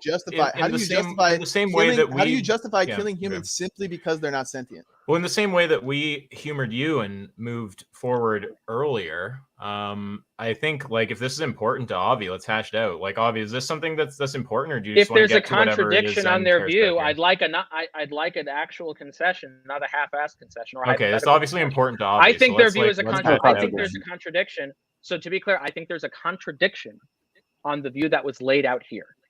The view being that there's a conjunction of the following things: that A, human life begins at conception; B, human valuation begins at conception; and C, human valuation begins at the point of genetic uniqueness and onward. Okay, I think because genetic uniqueness doesn't happen at the point of conception, only happens at the point of syngamy. That's how syngamy is defined. It's defined as the pronuclear fusion of the genes to form a distinct genetic set. That's what it means, and it happens 24 hours of distinction. Okay, there's just a contradiction on the view. Okay, so let's one sec. So let's just hash this out, and then after this, we'll just answer whatever it is that you're wondering about. We'll just do both. No. I think we can just move forward by saying, regardless. But he cares about this. Okay, that's fine. Regardless of if it's the moment of conception, 5 minutes after conception, or 24 hours after conception. We know you say if. Yeah, we know you. Sorry, I understand what you're saying. No, I know what you're saying. You're saying if that turns out being the case, I'll adjust my view accordingly, and I still believe 99% of the same stuff. So can we just get to that? I understand what you're saying. You've been clear. We get it. But resolving this point is important, Avi. So let's just resolve it, and then let's go to whatever you want to talk about. Reasonable enough, right? Okay. Can I just quote from what his source is? I think that, wait, I think that there's a deeper level of confusion. I'm not sure that the sides. Can I just provide a quote? Well, wait, before a quote. Sorry. Why can't I? Just hold the quote. Hold the quote. One second. So I think that what's important is I'm not sure. Avi keeps saying that Zen isn't understanding his criticism. So when that happens, the party that's being accused of not understanding should reproduce it. If there's a misunderstanding, then we're going to see it, right? So let's do that, right? So why don't you reproduce Avi's criticism? I would prefer to just hear Chad Hominum's quote. Well, all right, but that's come on, dude. It sounds like that?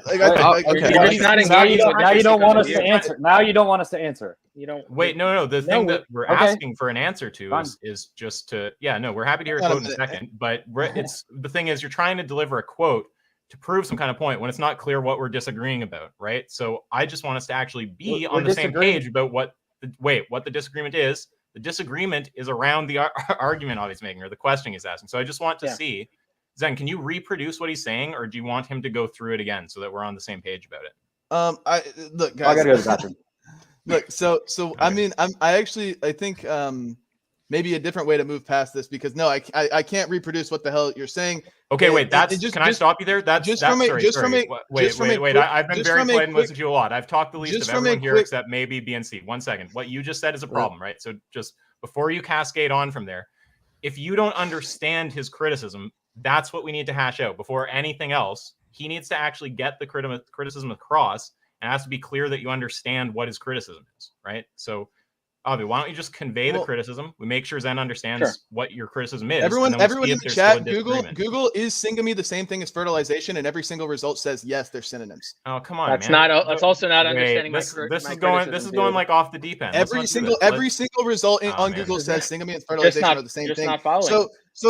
Including me. Frankly, the steel man is you've got nothing to actually back up the claim that human life begins at syngamy. That's what your position actually concludes with. Okay, that's what your position has to conclude with, though. Man, that's what your position has to conclude. This is not fair. We're happy to answer all your shit. Look, Avi's trying to run a criticism. We want to see that the criticism is understood, and then if it is, we want to hash it out, right? So let's just make sure we're on the same page. So if you can't reproduce the criticism, Avi, just why don't you put it out there? We'll make sure it's understood, and then we'll hash it out. Right. So I'll tell you what it is and what it's not. The criticism is not about when human life begins. If I hear another bullshit thing about when human life begins, it's not about syngamy. That's not tracking. Okay.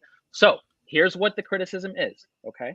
The criticism is, if you have a view that says you value human life at the point of genetic uniqueness and onward, and you value, and not before, and you value human life at the point of fertilization or conception and onward, but not before, there's a contradiction. The reason there's a contradiction is because it is and is not the case that you value human life, and that's derived because there is a period of time when there's fertilization, but there's not genetic uniqueness. Okay?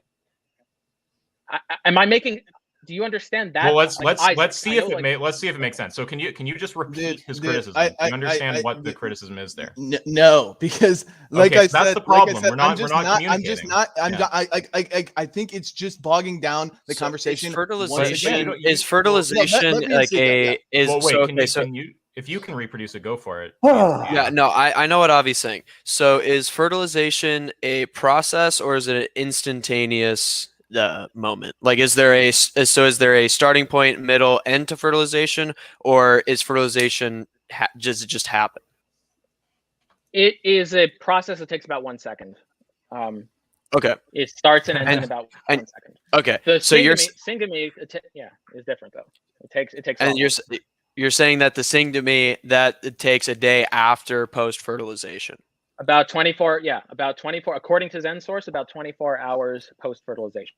Okay, so then now pre-syngamy, it's two separate genetic codes, one of the fathers and one of the mothers. Right. Yes, this not a unified. Yeah. Okay, so it sounds like you're reproducing it. Yeah, it's correctly, and then you understand the wait, but I want him to finish reproducing. I want him to reproduce the problem.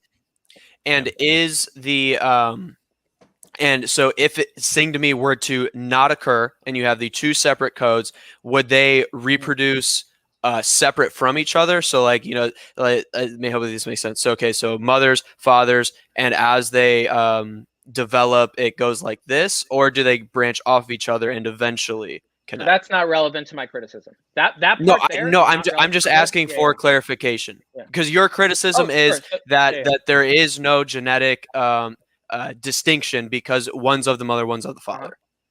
Let's call it like until syngamy. That is your issue. Yes. Yeah, let's give it like a name. Let's call it like the lag time criticism, right? Because the idea is, if there's this lag time between it being human life and it being unique, right? then we have this lag time between conception and moral value, right? And the idea is, if you want to say that moral value occurs at the point of conception and that moral value occurs at the point that you have a unique human life, there's going to be a contradiction because those two times are not the same. So it's like the lag time. Because of the window, you don't have the unique genetic code. Yes. Exactly. So my question is, you don't, at least. Yes. Yeah, so and you had said that it is possible that syngamy does not happen, correct? It is. Well, in the period of time, it's not just possible; it's almost always the case. But even after that, no, post, yes. Yeah. Although I want to be clear, that's not relevant. Like, that's completely tangential to my current criticism. My current criticism doesn't rely on that at all. But sure. Yeah, your current criticism is that pre-syngamy in this lag time, you do not have a uniquely genetic being.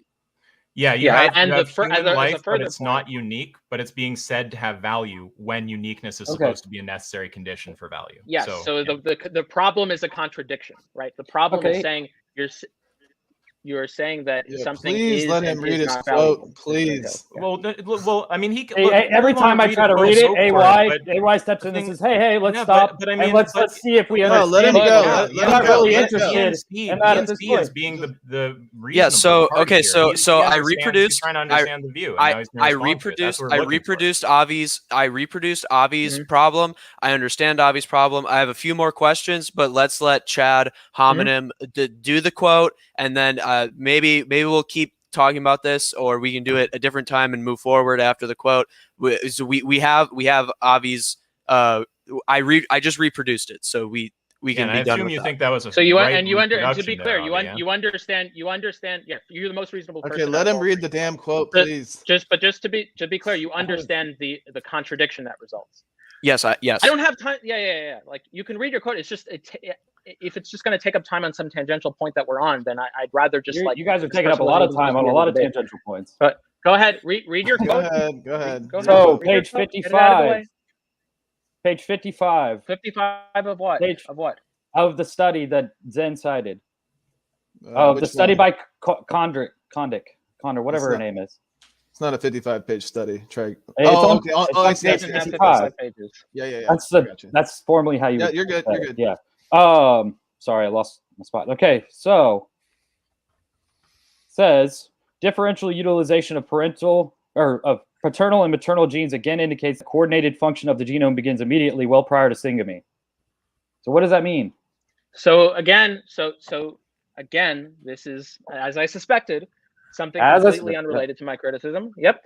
So the fact that of course there's a process that happens to unify the genes, and that process is trivially mediated by both genes, both non-unique genes. They're not unique because they're identical to the parents being there. That's trivially true what context. No, they're unique because there's a mother and a parent. It's a unique set of genes.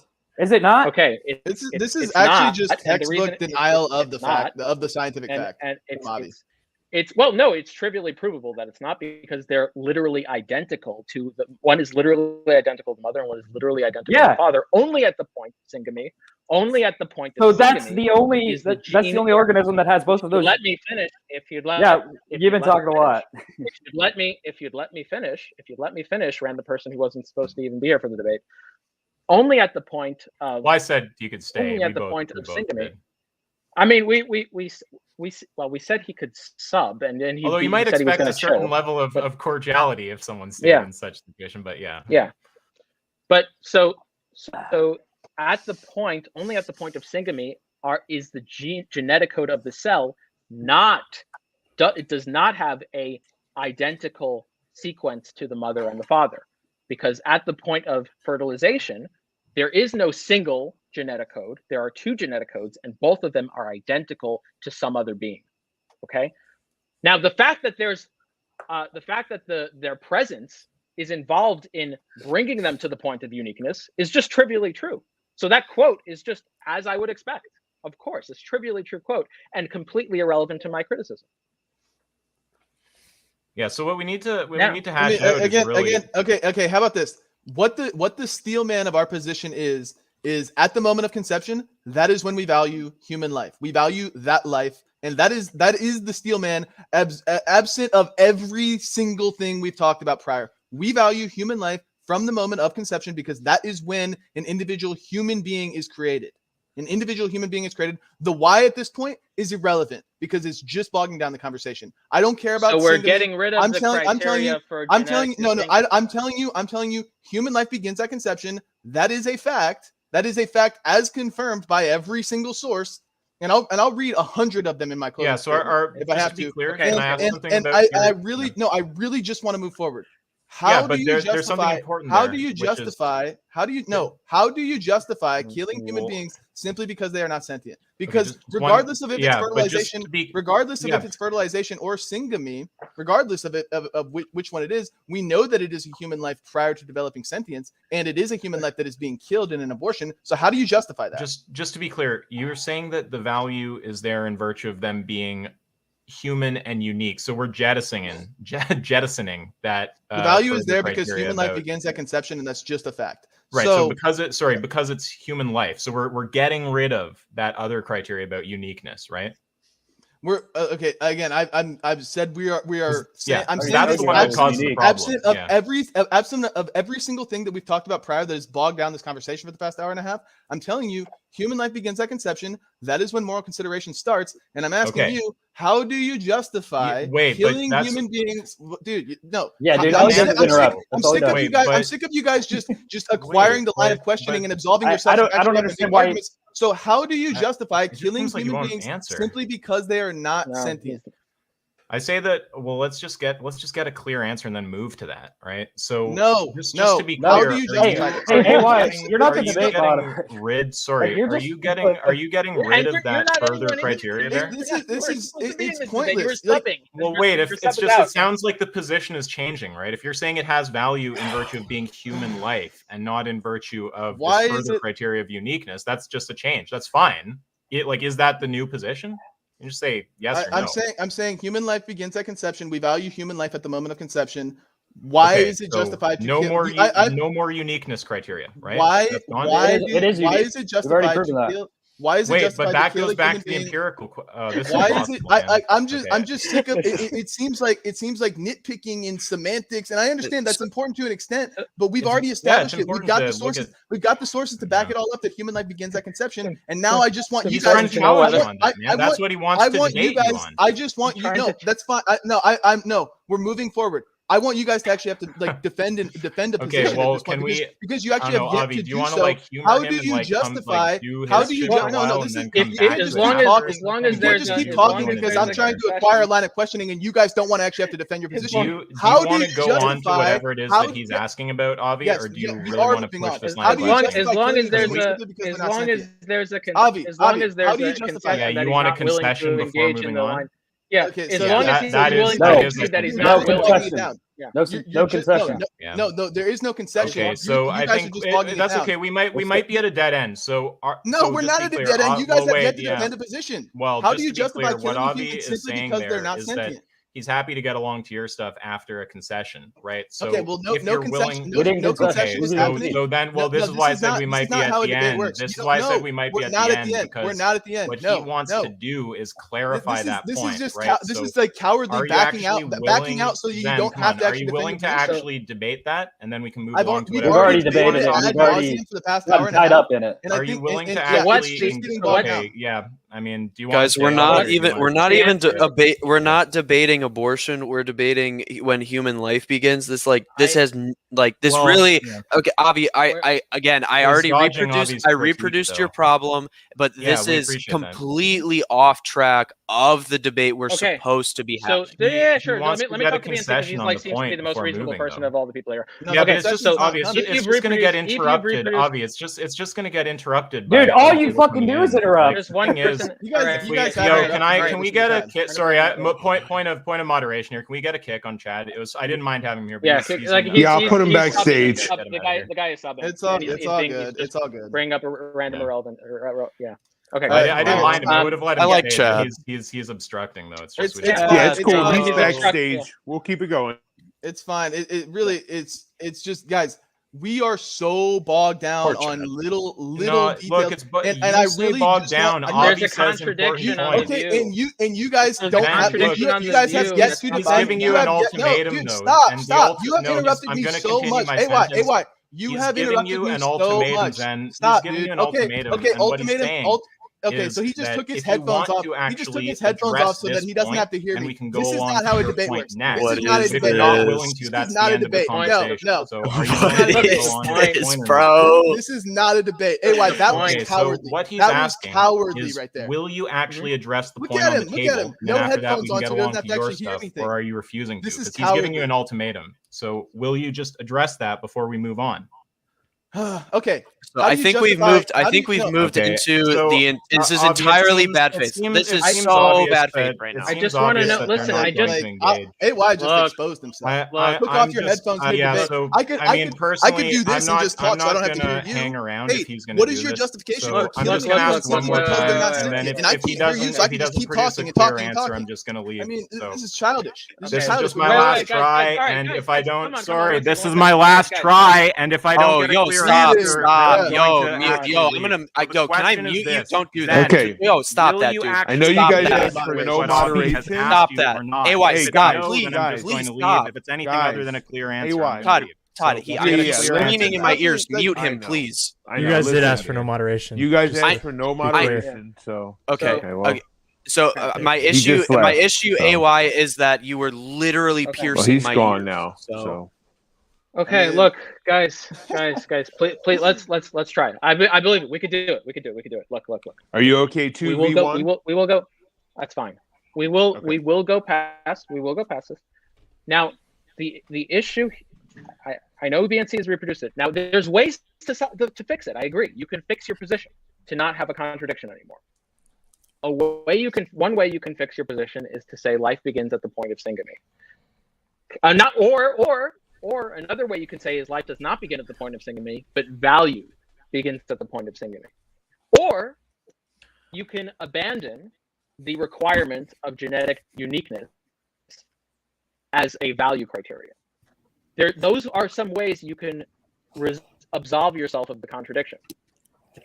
But up until then, you are in a contradiction. You have a view that affirms a proposition and negation.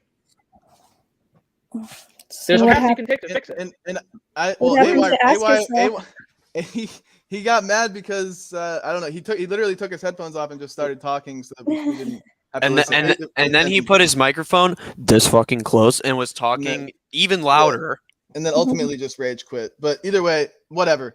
I just want to move past this. The Steelman position is every single source agrees that human life begins at conception. That is when we value human life. I'm not conceding syngamy. I'm rejecting your premise of syngamy, and I'm simply stating human life begins at conception. And I'm saying that in virtue of every single reputable scientific source that agrees with that statement.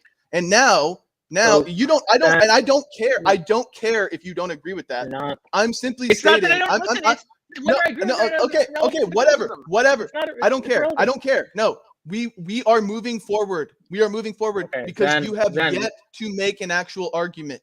How do you justify killing a human simply because they are not sentient? No. Notice that he's never. I've asked that question 7 to 10 times now, and I have. You guys have to stop like talking at the same time. Please. Okay. Wait, Brittany, we agreed on a hands-off policy. Okay, look, Zen, listen.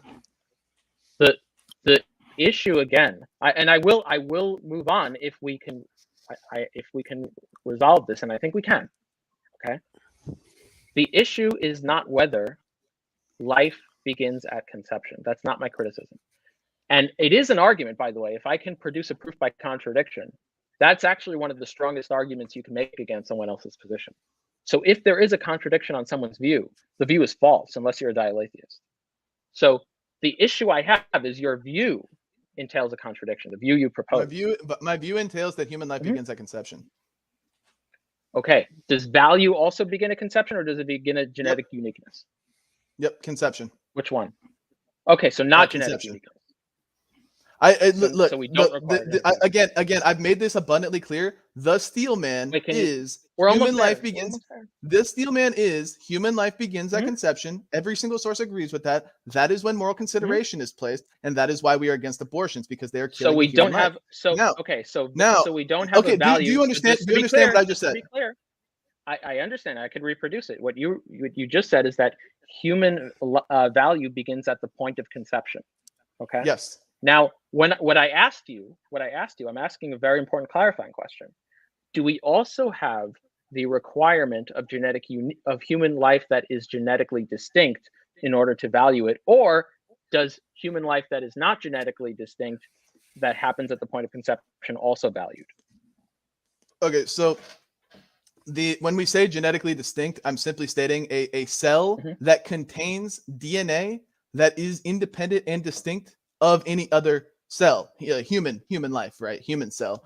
And at the moment of conception, whether you say it's two genetic codes or two DNA codes or just one, whether I say it's one, it doesn't matter, because that's still genetically distinct in that cell at the point of conception. It's genetically distinct from the mother and genetically distinct from the father. The father only has his own DNA. The mother only has her own DNA. And even if syngamy hasn't occurred yet, we've still got mother and father DNA in one cell, making it genetically distinct.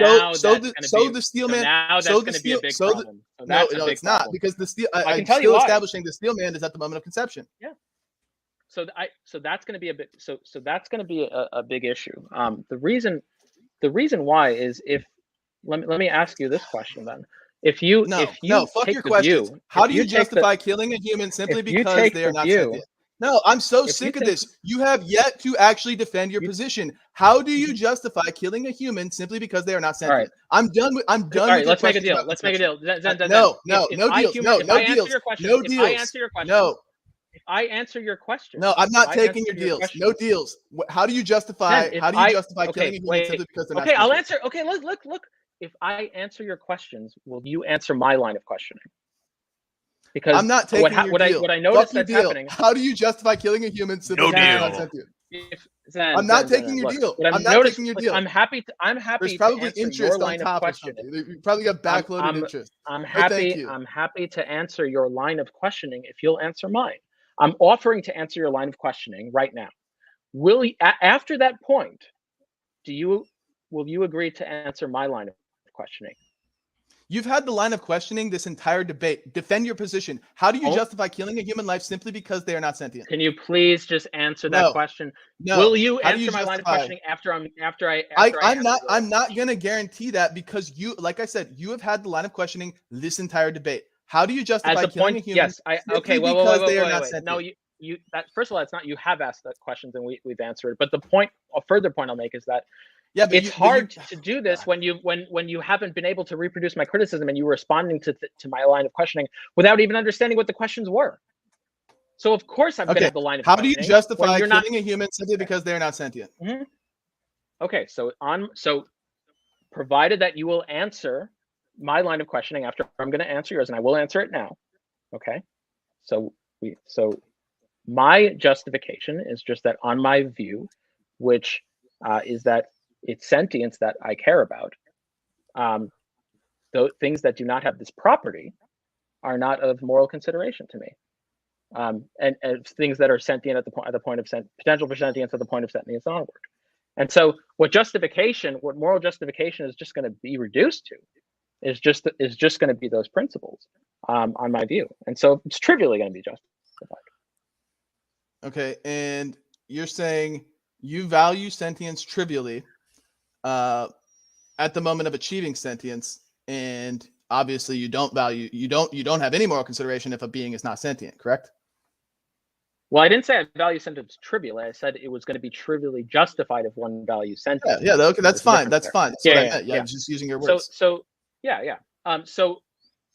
if a being is not sentient, I wouldn't have intrinsic valuation if an entity is not sentient. I wouldn't have intrinsic valuation of it, although I may have extrinsic valuation of it. Extrinsic valuation being it may have other things that may affect other sentient beings. Yeah, but absent of effects on other sentient beings, you don't have any. You don't place like moral consideration on, say, a dead body, right? Oh, in a hypothetical, sure. So in a counterfactual question where there's a hypothetical, well, I don't know what the counter is there. Hang on. BNC. so in a hypothetical, if we're going to say that there are things that don't involve other sentient people, that's not part of the real world, then sure, then I wouldn't value that, and neither would you, by the way, in such a hypothetical where there's certain counterfactuals in place. So I think on both of our views there, because I don't think you intrinsically value non-sentient beings either. I think your value. If it's a human that has died, I still would value that. Well, I don't think you I didn't say you wouldn't value it. I said I don't think you intrinsically value it. No, I do. And the reason I say you don't, well, you don't, because in the counterfactual analysis where your interpretation of God was mistaken, and you knew the true interpretation of God, which is not to value it, you wouldn't value it. And so it's not an intrinsic valuation. In a video game, in a video game, maybe I don't value sentience, but in the real world, in a video game, in a video game, maybe I don't value a dead body, but in the real world, I do. So that's all that matters. Same for me. So in a video game, game, maybe I don't. Same for me. So in a video game, where there is all of these concerns are wandered away, maybe I don't value a non-sentient being, but in the real world where there are these concerns, I do. But that hang on, in the real world, your principle is only sentience. What is your principle? Yeah. So but of course, but again, in the real world, there are considerations of this non-sentient being that relate to other beings that are sentient. In a video game where they don't, I agree with you that I wouldn't value it, and neither would you if other things happen in a video game. 3, 2, 1. 3, 2, 1. No necrophilia reductio here, buddy. I promise you.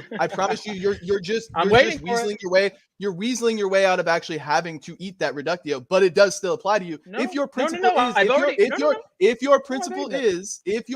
is that you only place moral consideration on a human once they achieve sentience, and you stop valuing it once the sentience is gone. Well, then you can't make a moral objection to necrophilia. Your position of pro-sentience does reduce down to being pro-necrophilia. So would you like me to answer the reductio? Okay. So my answer is, so I've eaten that bullet in a video game hypothetical that's a counterfactual to the real world. And you would eat that bullet too, by the way, in certain counterfactual videos. How is that? For example, how does it not apply to the real world? How does yours not apply to the real world? Because because I have the reason it doesn't apply to the real world, or at least I'm not convinced it does, is because there are many concerns that relate to sentient beings related to necrophilia. One example, one example is if you look at modern day necrophiliacs, they all, if not virtually almost all, have acquired their corpses with taking sentient people and turning them into corpses. And so the one concern is incentivizing murder, deontic rights violations against sentient people. Another concern is going to be the suffering that the relatives of the corpse, the being that was a corpse, would feel, or related individuals, or even non-related individuals that they would feel if they saw the defilement of such a corpse. There are many different, I could keep going, but there are many in the real world. A real world, that doesn't, you don't have to kill somebody to have sex with a dead body. Okay. Well, okay. So in the real world, I'm not convinced that there was ever a case where someone A did not kill someone, and also B did not have any suffering effect on the relatives or people examining, or if anyone found out, or C had any induced any suffering on themselves. There's a whole bunch of, the issue is there's a whole bunch of problems. Well, you could never do that, because if they didn't kill the person, if they wore a condom, and if nobody found out, then it would be impossible to ever take note of that, right? So of course you cannot provide an example, because if those things were to happen, nobody except the necrophiliac would know. Sure, and then all in the real world. You'll notice now that the fact that it is very hard to provide a given amount of evidence to meet a bar doesn't mean that you're somehow absolved of providing sufficient evidence to meet a given bar. It just means that you're setting if you want to make the case that there is a real world example of necrophilia that I would sign off on, then that burden is still going to be on you if you're going to make that claim. It just is. And it's just a conceptual question. It's just a conceptual question. Well, like it's an empirical one, actually. In a case where nobody's going to find out about it, and there's no disease, and they didn't actually kill the person themselves, they just died of natural causes. Would you object to that? So the question is in a hypothetical where someone didn't kill someone, did not have any diseases, did not have any effects of suffering, did not result in any increases in rights violations to other people, then I wouldn't object to it. But the issue is, you'll notice here's the key point, is that 3, I'm 2, 1. not aware of any examples. He's pro-necrophilia. All right, let him give his butt. Let him give his butt. All right. Yeah. Avi, give your butt. Give your butt. No, if you let me respond, because this isn't the gotcha you think it is. No, I'm telling you, it's a gotcha for you as well. So nope. But the key point is that this is a hypothetical, and I'm not sure if there's ever an example in the real world of this happening. If you want to say I'm okay with it happening in a non-hypothetical, if you want to say I'm not, then the burden would be on you to provide the example of occurrence in the real world that meets all these criteria, and you haven't done that. Because you'll notice I can make the same critique against you. I can say, well, if in the real world you found that you misinterpreted God, and God said, go engage in necrophilia. 3, 2, 1. Oh, pro-necrophilia. So I can do no, because that wouldn't be able to happen because we have translations and there's nothing Well, let's know your interpretation was wrong on the trans. It's not going to work. No, it's not. No, it's not my interpretation.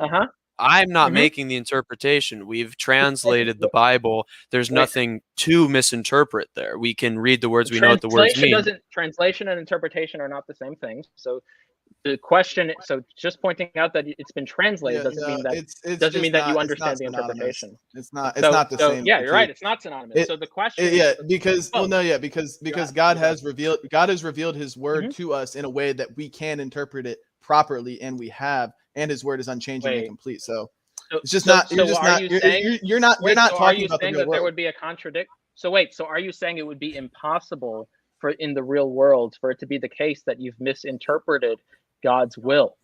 Well, but now we would have to get into epistemic, such that there's no. Well, you've answered this question. Impossibility would only be that which violates something that conforms to the mind of God, because God is the arbiter of impossibility, and He has already laid out His word in a way that we can interpret it properly. That is complete, true, and unchanging. So it doesn't apply to us. Sorry, we are not susceptible to. This is not engaging with what I. So this is not engaging with what I asked. We're just not. So this is not engaging with what I asked. Pointing out that God's will is unchanging, and pointing out that God has already revealed it to us. It's complete, unchanging, and revealed it to us, still doesn't get you out of this. And the reason it still doesn't get you out of this is because even if it's the case that God will is unchanging, and even if it's the case that God will is complete, and even if it is the case that God has revealed His will to you, it could still be the case in your human fallibility that you are fallible and you have misinterpreted what the revealed word that was unchanging, that was complete was. And the question is, if in the real world you turned out to be mistaken about that, and God wants to engage in necrophilia, then you would bite the bullet in the real world for necrophilia too. 3, 2, 1. Oh, necrophilia. And if you think that's impossible, doesn't apply because you're creating a scenario where God's will would have to say, because there are portions of the Bible that explicitly condemn lustful acts, violating corpses, touching dead bodies, violating dead bodies, all of it, not honoring the dead. It would have to contradict that and add to the rest of it. So premise rejected. Premise rejected. That's compatible. That's compatible with my scenario. Pro-sentience, susceptible to pro-necrophilia. Pro-life, not susceptible to pro-necrophilia. That is compatible. Bible, not susceptible to pro-necrophilia. So I would like maybe we could just move to the Q&A. So that is compatible. So that is compatible, Zen. So that is compatible. No, we're good. We can do I have questions for you. So no, I'm good. I'm good. No, we're not. I'm done. I'm done.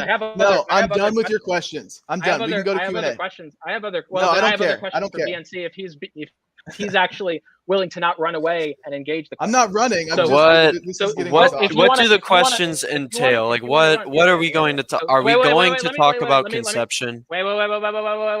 Wait. So again, pointing out passages in the Bible about how to treat dead people doesn't engage with my example. The reason it doesn't engage with my example is because what I said you were wrong about was not the language of the Bible, was not what the Bible what was written in the Bible. That's dodging the criticism. And I know you've answered this truthfully off stream, by the way, Zen. You've answered this truthfully off stream, and now you're giving a false answer. No, I understand. Your criticism is, hey, you know how we can read? What if we couldn't read? Like, that's really your fucking criticism here. And it's stupid. It's stupid. It's retarded. So let's how go about to you Q&A. answer? How about you actually answer it? I answered your criticism. How about you answer mine?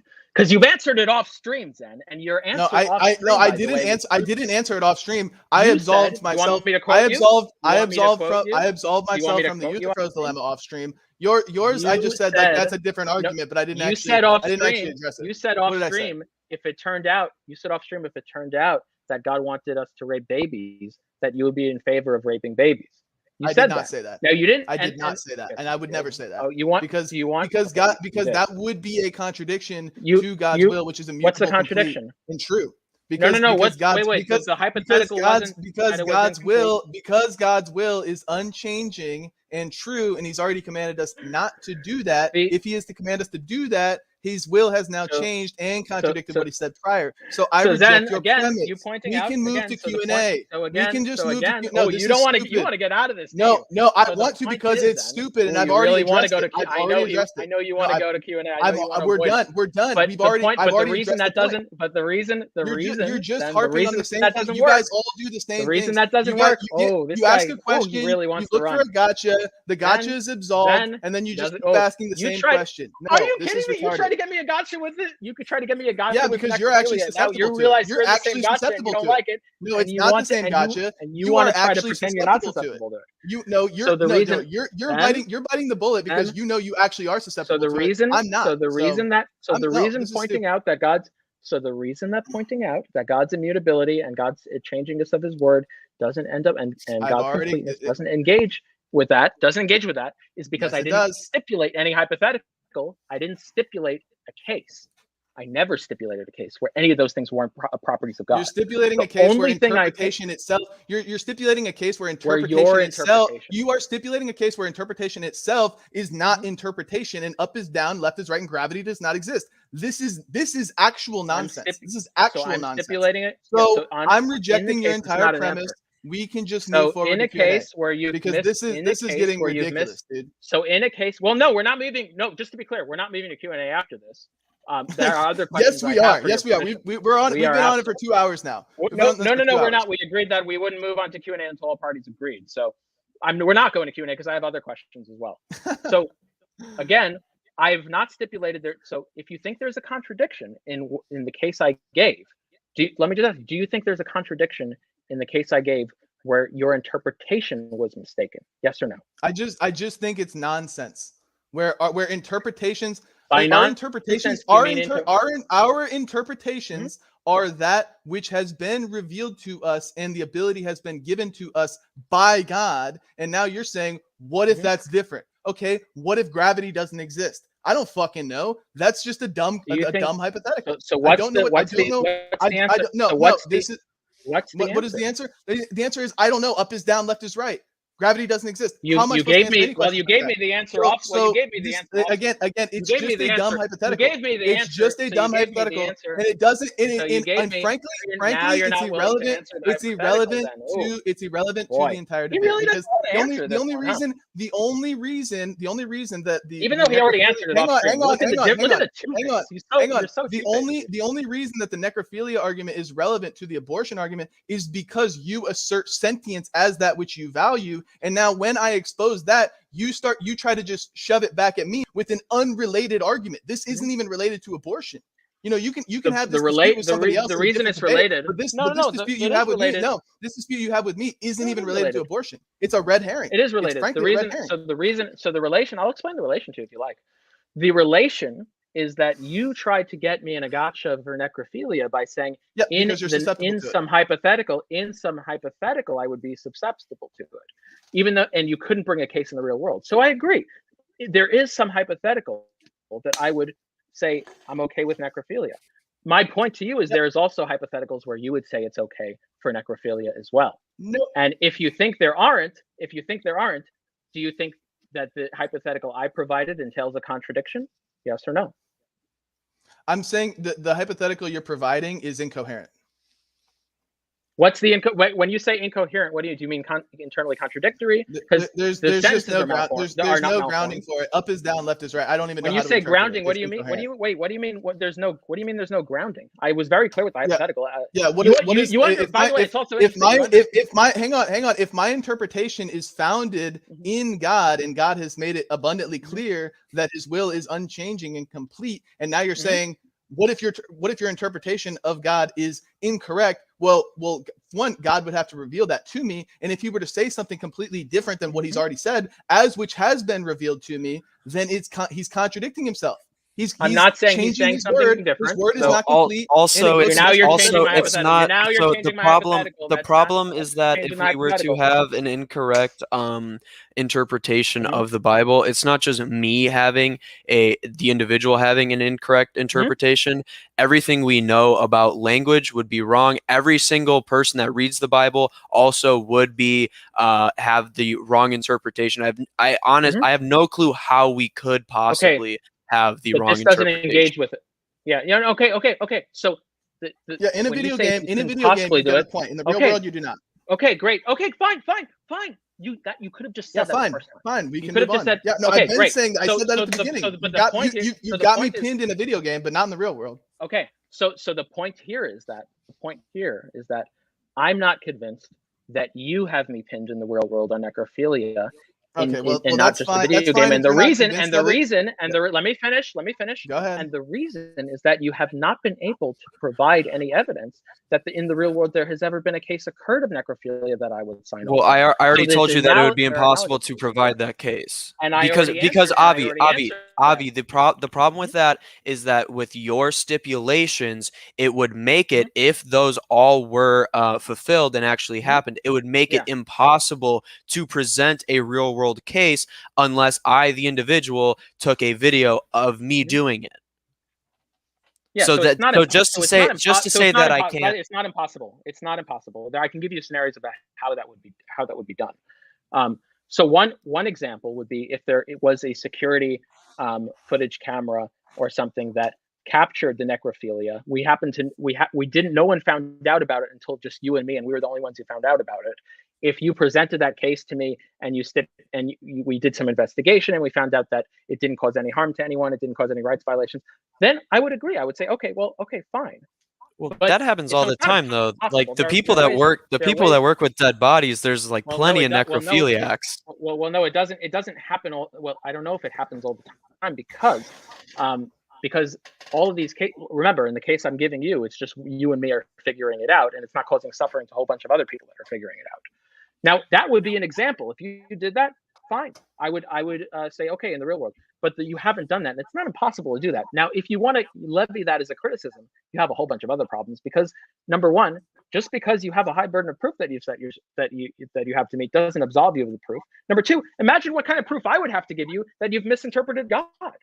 Like, what kind of evidence would I have to give you that you've misinterpreted God and that God really wants you to eat or have sex? Hang on. Your objection or your attempt at a gotcha presupposes a completely different foundation of my worldview of any Christian's worldview, because as you know, and I've seen you gone toe to toe with the pre-suppers, and you don't know anything, and that is the truth. But the point is that our foundation presupposes that all interpretations are grounded in God, who has revealed himself to us in a way that is true, complete, unchanging, and non-contradictory in any way, and he is the source of everything. So if you are to assert a a world where I'm interpreting it wrong, or I've got a misinterpretation, you are presupposing a new and different foundation that doesn't, it's just not the case. That's just not how it works, because it would be contradictory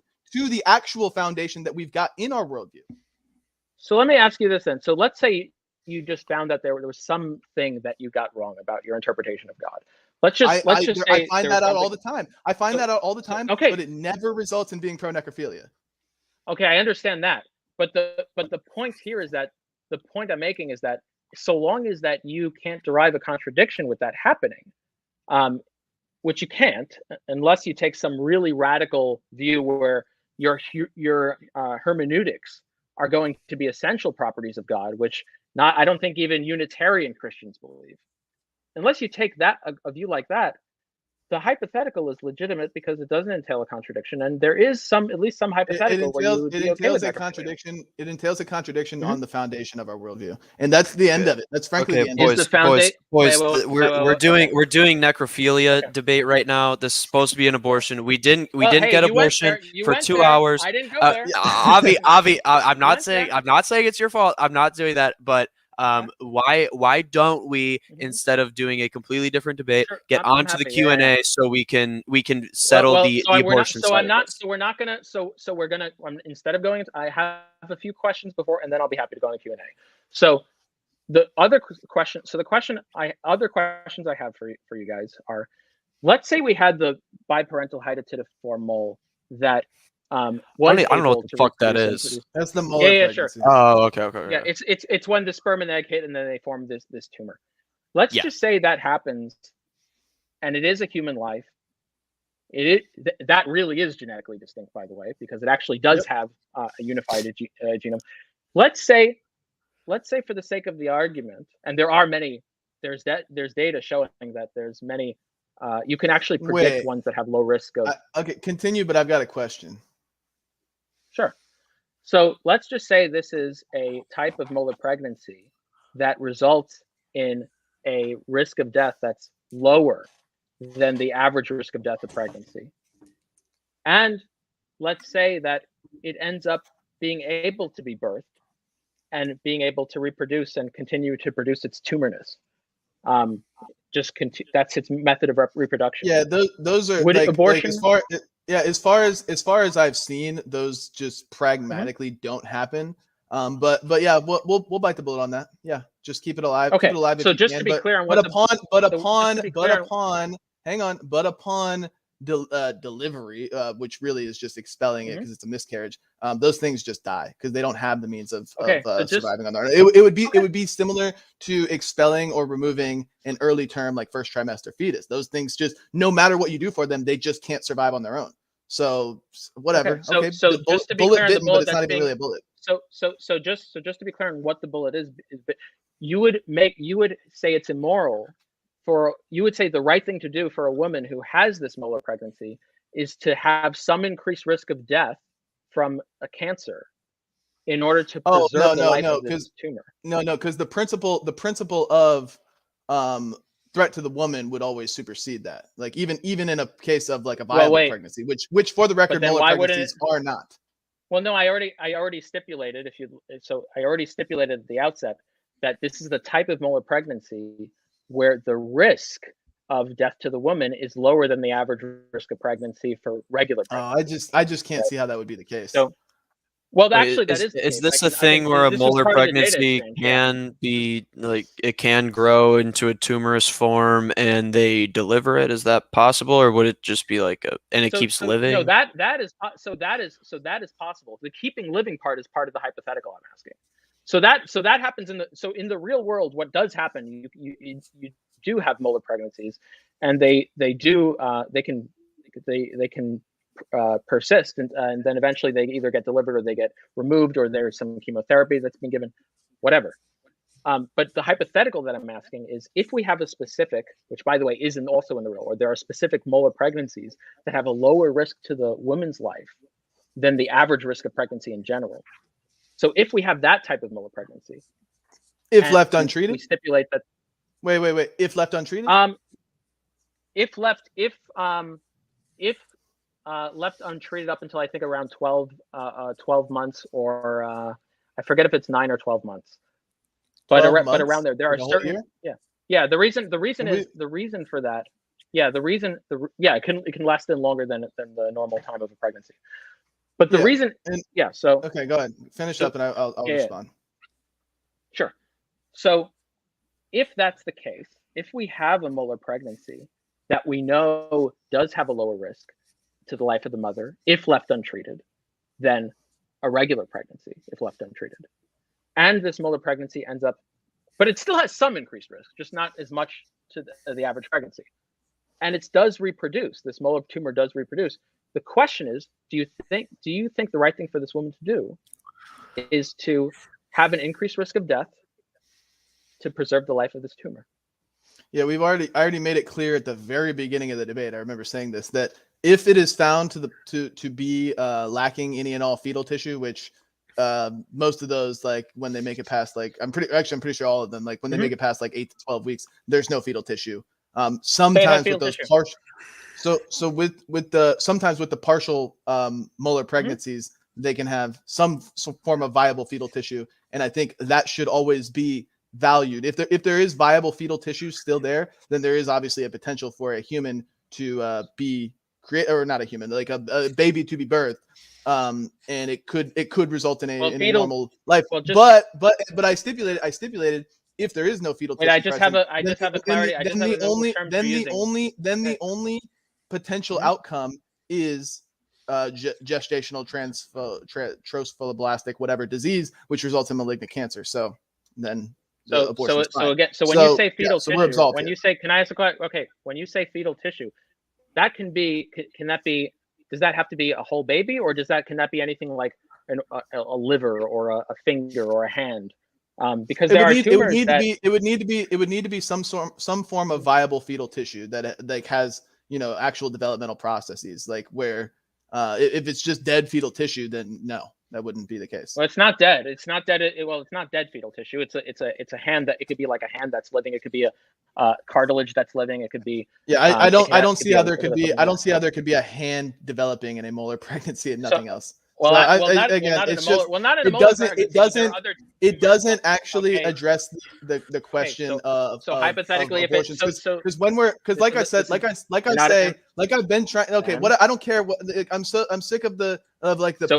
Just to be clear, what it comes down to. Just to be clear, we're talking about. You really don't want me to get now. We're talking about abortion. You just keep talking and just keep forcing down the stupid line of questioning. When we're talking about abortions, we are talking about the deliberate termination of an otherwise viable pregnancy that kills a human being, right? Okay, so since I'll repeat, and molar pregnancies are not that. So the question is not otherwise viable. If there was viable fetal tissue, again, they stipulated as part of the hypothetical that, let's say this molar pregnancy was viable in the sense that whatever this thing is, let's say it had some fetal tissue, let's say it had a hand or something, and it would just keep living, and it's able to be delivered and continue to live and even reproduce into other hands, right? They're just there and living. Would you say? Let's go. Would you say that what the right thing for a woman to do there is have an increased risk, but not that much increased risk, but have some increased risk of death to preserve this tumor that's producing this viable fetal tissue? It would be case by case. That would be between the woman and the doctor would give their informed opinion as to whether this is a legitimate threat or not, and it's just like, again, we're going back to the beginning of the conversation. So it's the example of just the mole on your skin. You don't go to the dermatologist and just say chemotherapy now. You go to the dermatologist and determine, is this actually malignant or is this just a benign tumor, whatever it may be. And then you make your decision on whether to proceed with chemo or whether to just have it removed, whatever. You would have the same process in the case of a molar pregnancy. Is this thing viable? Is it becoming a threat to the mother? Is it going to be expelled naturally? Whatever it may be. But fortunately, pragmatically speaking, these things again occur I believe it's 1 in 1,000, and upwards of 90% of them are just expelled naturally. So the remaining 10%, we're talking about like 1 in a million pregnancies. And goes back to, we're not even talking about the crux of the issue right now. We're just talking about the fringe of the fringe. So just make an argument, either make an argument for what you actually want here. Let me know when you're done. Or no, I'm done here. Just either make an argument, or can we move to Q&A? Like we're not going to move. We're not going to move to Q&A. It is handmade. It's not Red Riding Hood. So again, you're going to call me Little Red Riding Hood, Joshua. Okay, so then I agree that doctors give you the information, but I'm not asking you about the information. I've dialed the information that the doctor gave already in. The doctor says that the information is there is some increased risk of death, but no greater than the average increased risk of death of normal pregnancies. This is the type of mole based on our testing that it will result in a viable fetal hand, and it will be delivered, continue to live, and reproduce fetal hands. And that's a fetal hand is not going to continue reproducing and live. It's built into the hypothetical. I don't care. I'm done with these. It's built into the hypothetical. So you're not going to answer. So you're not going to answer then. You're not going to answer the hypothetical. To be clear, you're not going to answer the hypothetical. Okay, tumor lives matter. Can we go on to the Q&A now? Seriously, dude. Tumor lives matter. Wait, I told you we'll bite the bullet. BNC's So BNC is actually willing to answer that. I am doing this completely just to give you what you want. Okay, well that's a half. Well, no, that's a half-ass concession. No, because Avi, we had such a bad faith discussion here that I just want to go on to the Q&A, dude. How about you answer the question? Okay, so just to either answer the question or say you're not willing to answer the question that's being posed to you. That's all dialed in. The prescription is yours. Do you say the right thing to do is for the woman to have some increased risk of death to preserve this thing? Yes or no? Withholding judgment, agnostic. We can move to Q&A now. Okay, so that I take to be the reductio. Agnostic on whether you're willing to let a woman, or willing to say it's okay for a woman to have an increased risk of death or not for a fucking tumor. 3, 2, 1. GG. Okay, cool. Yeah, no, that's not. It's not GG. It's not GG because we've made it. We've made it Avi, abundantly we need to. We can go to Q&A, but now I'm happy to end. We're going to Q&A, Avi. If you're going to do the 3, 2, 1, you need something a lot cooler though. So we need to work on that. Maybe 3, 2, 1. Tumor lives matter. 3, 2, 1. Tumor lives matter. Obvious pro-necrophilia. Obvious pro-necrophilia. Tumor lives. There we love go. tumors. Right. Tumor. Okay, we can go to Q&A now. Obvious. Fuck the woman. Preserve the tumors. Hell yeah. Okay, right. This is a you hang up first. We're actually going. No. This is a you hang up first right now. Go to the Q&A. Okay, yeah. Simply because they're not sentient. Oh my god. Right, let women die to preserve tumors. Yeah. No. All right. No. If she's gonna die, then she can have the abortion. Let women have an increased risk of death to preserve tumors. Yeah. Well, yeah, it would be a case by case basis. I thought this was the you hang up first. Like, what are we doing? Like, we're going to Q&A, or you want to keep? Or you want to keep trying to You're trying to add something. You're trying to add something to my position that it actually doesn't entail. So, Brittany, you need to wear this any single time we have you have like a debate about like women's rights and stuff. I think you need to. We got to have a Tumor Lives Matter shirt. And Avi's gonna have.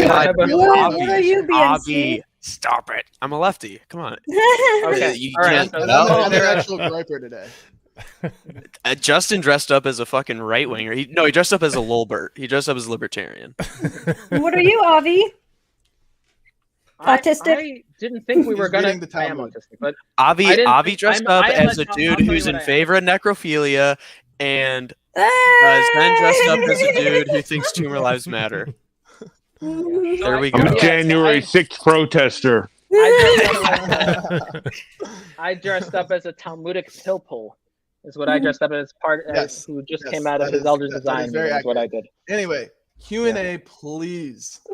All right, everybody's in agreement now. We can do it. Yes. All right, cool. We can do it. All right, from a smug smartass for Zen, honey, you forgot to bring your lunch. I packed you for school today. Come home before your peanut butter and jelly gets cold. What? That sounds pretty good. That guy definitely rents. From Thomas 1989, what legal consequences should be for the woman doctor in case of abortion becoming illegal? So jail. I guess that's for Zen and okay. Again from Thomas 1989 for Zen S, what legal consequences should same question. Jail. From Pepsi Man 101, what role do irresponsible men who sleep around have? Should men be required to marry pregnant women? I mean, I don't think we could just jump straight into that, but let's require child support though.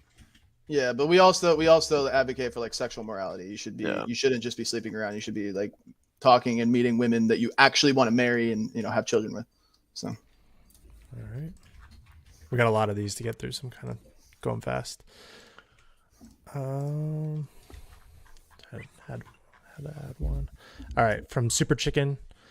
Molar pregnancies are non-viable. A woman's body will miscarry. In the rare case that it does not, we can abort it when it begins to risk the life of the mother. Still pro-life. So it's just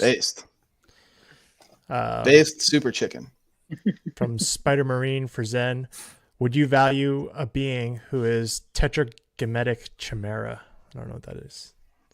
Tetragametic chimera. I don't know what that is. It would be a being that has four unique, different inputs of genetic information from four different sources, and it's a chimera because the different genetic sequences would be present in different individuals of cells. So you can have a full person who each cell does not have like a combined unique genetic code. There could be genetically distinct. They could have genetically distinct codes from each other. That's what a chimera. Well, if it's a human being, then yeah, I would value it. If it's a human being with that condition, then yeah. Okay. From Dan Zammit, just secede and let the moral objectives dictate what is moral. It was a $5 super chat. Based, yes, morality is objective. Thinking that morality is subjective is a telltale sign of narcissism. Thinking morality is objective is a telltale sign of dementia. I don't know, delirium, dementia, Alzheimer's. I don't know. But or maybe psychosis. Just like trying to coming from a narcissist. Coming from someone who's delusional. You both got your points in. No more you hang up first. All right. From Amanda Smash, does the pro-lifers care about the quality of life of the fetus or the life of the mother? Yes. Well, we care about both, but the question of abortion is, should we kill the fetus, which is a human being? And we're simply saying, no, don't do that, even if it's going to have a shitty quality of life. They're not better off dead. The pro-choicer would not be in favor of the quality because they're willing to kill it. Correct. All right.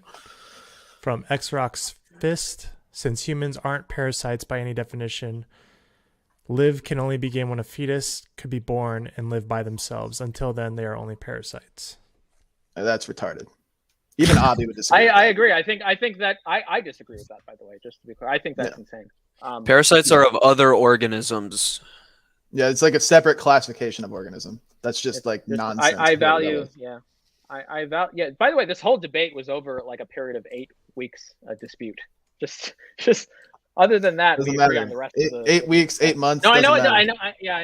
That was my issue, is that we didn't really get into the whole part of it. And like we said, we can't even. So we talked a lot about conception, and Zen had pointed out earlier that we can't even detect. And then you brought up the syngamy. Syngamy, and we can't even detect that. We have no clue. Woman doesn't even know if she's pregnant until weeks after. So it seems just irrelevant. Well, the reason it's relevant to actual abortions. Well, the reason I brought it up is because it was claimed that we do concretely know that these are conditions that are met at the point of conception. And it turns out that we didn't know because there wasn't a criteria that was met. Next, I was curious. I was curious. Do you value non-viable actual non-molar pregnancies? If there was a condition that resulted in a death that you knew would happen at the 9th month or something, would you be okay with aborting at the 3rd month? Oh, you could never actually know. So no, absolutely not. Let's say there's I don't know. No, I'm sorry. I have to reject it. I'm going to say no. And the reason being there's an endless amount of examples where the doctor would say oh, this thing's going to die either in the womb or shortly after being birthed. and then it turns out they end up being fine. So just no, I'm not. So let's just say like every example of a certain mutation, like every single one, always died at the 9th month, hypothetically. Would you be okay aborting in the 3rd month? No, because that mutation could change, and maybe there could be a case where it actually survives. And again, there's countless examples. Oh, maybe the molar. Great. Maybe the molar pregnancy can change. Who knows? Maybe that's why we bit the bullet. That's why we bit the bullet. All right. Because maybe it could survive. There we go.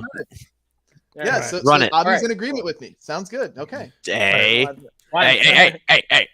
Justin, have you been picking up the questions that are coming in now too? I got some of them. I don't know if I got all of them. Okay. If I see it, I grab it. The last one I got was from Cute Root, I think. Okay, got that one. And you got the super chat, I'm guessing? Yes. Okay. Yes. From Barn Triple E, when did Jesus' life begin? Did God's sperm meet Mary's egg? Real question. I don't know. I don't think it was God's sperm. God impregnated Mary, but Jesus was a thing long before Mary. I got a great question. And you guys, if you are watching, make sure you are tagging Politically Provoked so we know you are talking to us if you have questions. And for the millionth time, I'm not Little Red Riding Hood, okay? She is the Handmaid's Tale. I literally put in the title. Uncultured swine. Unbelievable. Alrighty, from Tyler Durden, do the pro-life people on the panel support an expansion of social programs for low-income parents? Yes, let's take the money away from Planned Parenthood. We can put it directly into those programs. Yes. All right. From Ruxter Lennon, can't handle the contradiction I see. Typical. It was a $2 super chat. We're not getting into the contradiction shit. Based. All right. From Fat Slab, absolute cope and seethe by Avi, and ask yourself, talking over and not answering questions, bad faith arguments by Avi, and ask yourself. $5 super chat. Oh, that sweet projection cope. Correct. He yes, I agree with Fat Slab. All right. From Cute Root, does it not matter to Avi that he's killing something that has potential for sentience by his logic? Well, killing something that has the potential for sentience I imagine that there are going to be things that I'm okay with killing that has the potential for sentience, and Zen is going to be okay with killing. For example, killing a sperm. If you kill a sperm all the time, even if you have sex, even if you have regular plain Jane missionary sex, you kill sperm. But a sperm left. Hang on. A sperm left untouched is never going to become sentient. That's not how that works. A sperm, in order to become sentient, it has the potential. Hang on. But there's no. Hang on. When the ontological change occurs when they conceive, when the conception occurs, and it becomes a new being, a new distinct being, right? And now because the sperm is simply an extension of your DNA, of the man's DNA. Okay, let me ask you this then. Let's say you have a sperm and an egg, and if you leave it untouched, they're gonna fuse and form a zygote, right? Prior to that happening, is it okay to kill the sperm? Well, the sperm would just die naturally, so I don't even think the question of I already said is relevant. But yes, I think like for this is actually a deeper question than it seems. On the surface, if you just want me to like not get into epistemology and like foundational thinking, coon brain watching porn, jerking off, resulting in the killing of his sperm. The act of killing the sperm is not what's immoral. The immoral act is. So we agree. When you have sex, right? Like there's isn't it like trillions of sperm don't make it to the egg and only one does. So so I understand that potentially one of those could, so only one impregnates, but again, to Zen's point, it's not there's no ontological change yet. This would get pretty deep. Yeah, the point here is just that we both agree that killing things that have some potential to have sentience is not going to be something that's inherently immoral. So, and I imagine it's only if they're a human being. I think Cute Root meant post fertilization after the ontological change that this human will eventually. Yeah, I think that's more part of the question that needs to be dialed in then. So if that's dialed in, which wasn't part of the question, but if that was, then yeah, I wouldn't see why I would value that just because there is a potential for sentience, just because I don't have placed some intrinsic value at fusion of two membranes. No. Okay. Alrighty. From Jerome Meme replies, question to both. Why can't Zen just say he believes life begins at conception, and if a unique human individual is created at syngamy, then that would be at the beginning point? Well, I mean, I don't. So basically, every like I've stated 100 times that every source says that life begins at conception. So that's what I go with. And also, every source, if you just Google like is conception and syngamy the same thing, they all say yes, it's the same thing, and maybe it's part of a process or whatever. But every source confirms that life begins at conception and not syngamy. And Avi is just pulling he's just nitpicking my specific definition, but in reality, the science is on my side, and that's why I'm saying I'm willing to forego everything that I've said prior and just defer to the science and say that human life begins at conception. I value human life at conception. Okay. So so the science is definitely not on your side. I'm not convinced there is any consensus that human life begins at conception. And by the way, I just point out that it's a contradiction to say human life and syngamy and fertilization are the same thing, and human life begins at fertilization but not at syngamy. That actually results in a contradiction. And I'll note that your source actually does point out that there is a difference between syngamy and human life. That was the whole point of your source. Both of you got your point in. So there's a difference, but it says life begins at fertilization. Yeah. Oh, but he's got to hang up last though. Avi. Just give me 1 second. I'm grabbing a question. All right. Those who are asking, Justin dressed up as a libertarian. Let's see. From X Rocks Fist. If humans wrote the Bible off God's word, but God wanted something that they got wrong, if God's will was against what Zen wanted, God went against God's will?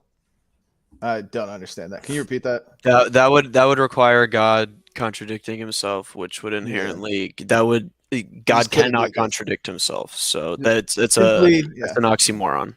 It simply cannot be the case. Can I ask you guys a personal question? Do you think that there's any contradictions in the Bible? No. No, I haven't seen one. Okay, just wondering. Do you know any? I'm not debating. I don't know. No, I'm genuinely asking. I've heard that there's contradictions. I don't have any off the top of my head. I can get some together though, and we can talk about it. I've done this ad nauseum with atheists, and they've never actually succeeded in finding a contradiction. I'm not an atheist though. I mean, Justin, get some. We'll talk about it. Yeah, we can talk in another time. This question's retarded. We can move on. Okay. All right.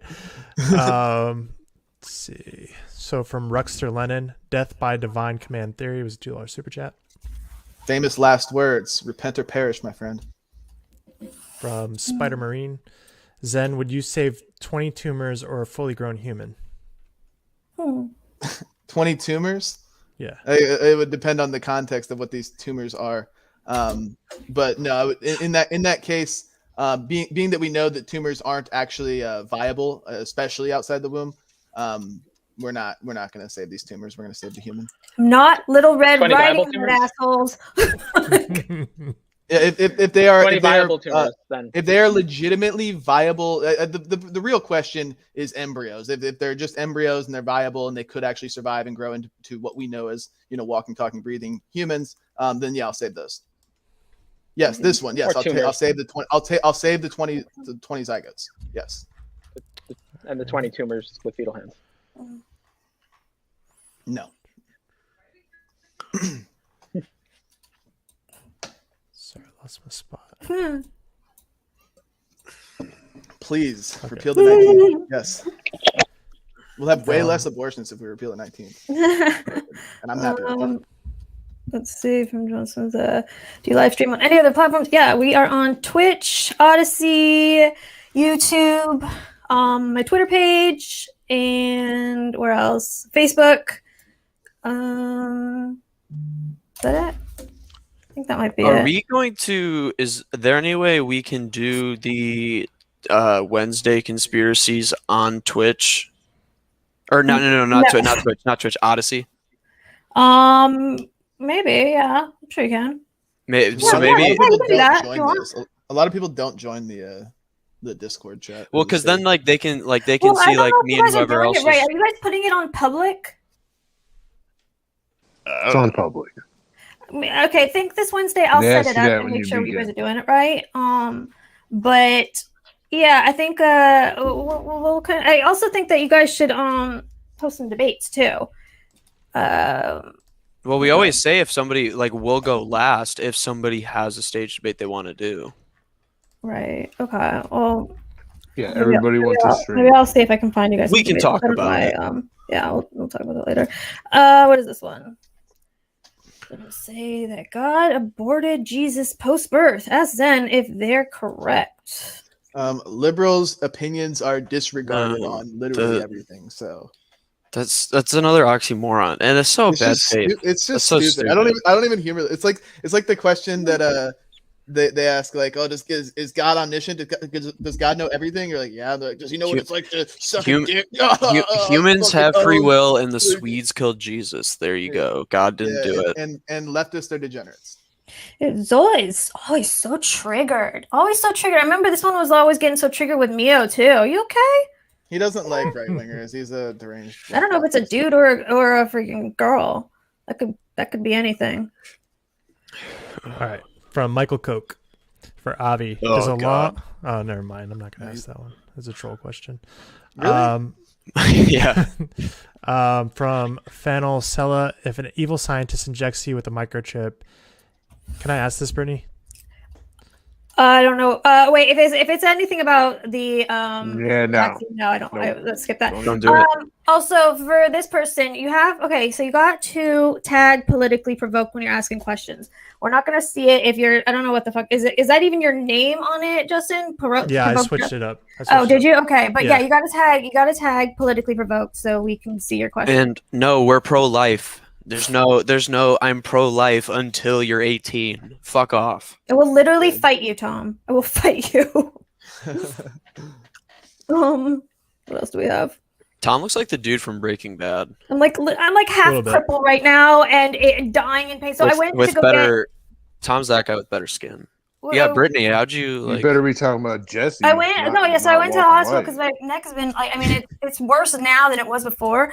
And I went there and they did all these tests and they wrote me a prescription and went to go pick it up and the pharmacy was closed. So now I got to somehow survive through the night and I can already feel the pain meds wearing off.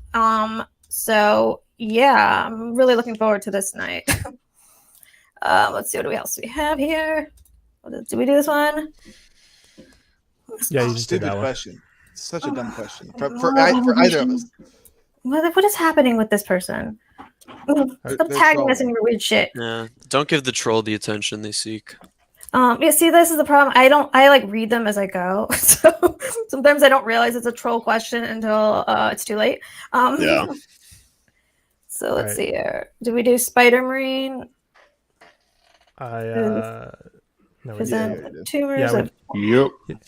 We did that one. Learn to spell, for the record. Just learn to spell in the chat, please. I don't understand. Yeah. Did we do this one? Nope. So let's read it. Sure. If Zen modifies his definition of human life to exclude molar pregnancies, how would Avi contradict the new definition? You're muted. You're muted, Avi. You're muted.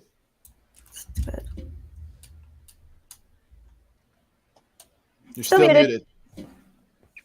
It doesn't say he's muted though. No, it's on his thing. Oh, it's because you you can't have one AirPod.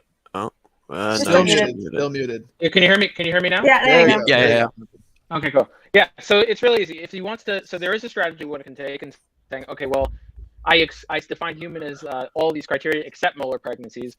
The answer is to just say, okay, well, what if there's a schmolar pregnancy and just change one of the atoms or molecules and describe it otherwise the same thing. And then he'll have to say, oh, I reject molar pregnancies and schmolar pregnancies. And I'm just going to go down the line of all these different things, just continuing changing molecules. Yeah. And it'll be evident that there's a continuous ad hoc gerrymandering of a view of a definition just to avoid the obvious reductio that you're trying to dance around. That's the way. All right. I would agree. I would probably like if I were to like actually modify it, I would probably say like it would need to be a zygote that develops embryonic tissue and fetal tissue, which that would completely absolve molar pregnancies or complete molar pregnancies, and then we would still have to consider partial molar pregnancies. Partial molar pregnancy. Yeah, but and then at that point it would just be case by case. All right. From Cute Root, Avi, if you're killing something that we know will soon gain sentience, it's kind of like along the lines of her last question, but I think she's like adding on to it. Do you still not consider that snuffing out sentience? Well, I don't see what you can snuff out if it's not there and never was there. Yeah, he doesn't really care if it has the potential. It's a subjective, unjustified axiom. I mean, that's what it always boils down to. It's not. It's. I wouldn't use the word axiom. I would use the word value. Axiom is a little bit different, but it would derive from. We don't have axioms, to get into that. Yeah. Well, no, it would be derived from my values. There's a difference between a value and an axiom, but that's a different topic. Well, I would imagine. Well, I mean, like we don't have to actually debate on this. Just clarify it for me. I would imagine that value, like the value that you place on things would derive from your axioms. Okay. Well, no. They would derive from my. It's your last chance. Is this going to be a troll question? Because otherwise, you're not going to get any more pulled up. So, some small window. Ask Avi if there is some small window of sentience after the onset of sentience that is okay to abort the fetus because of the average utility concerns for the mother.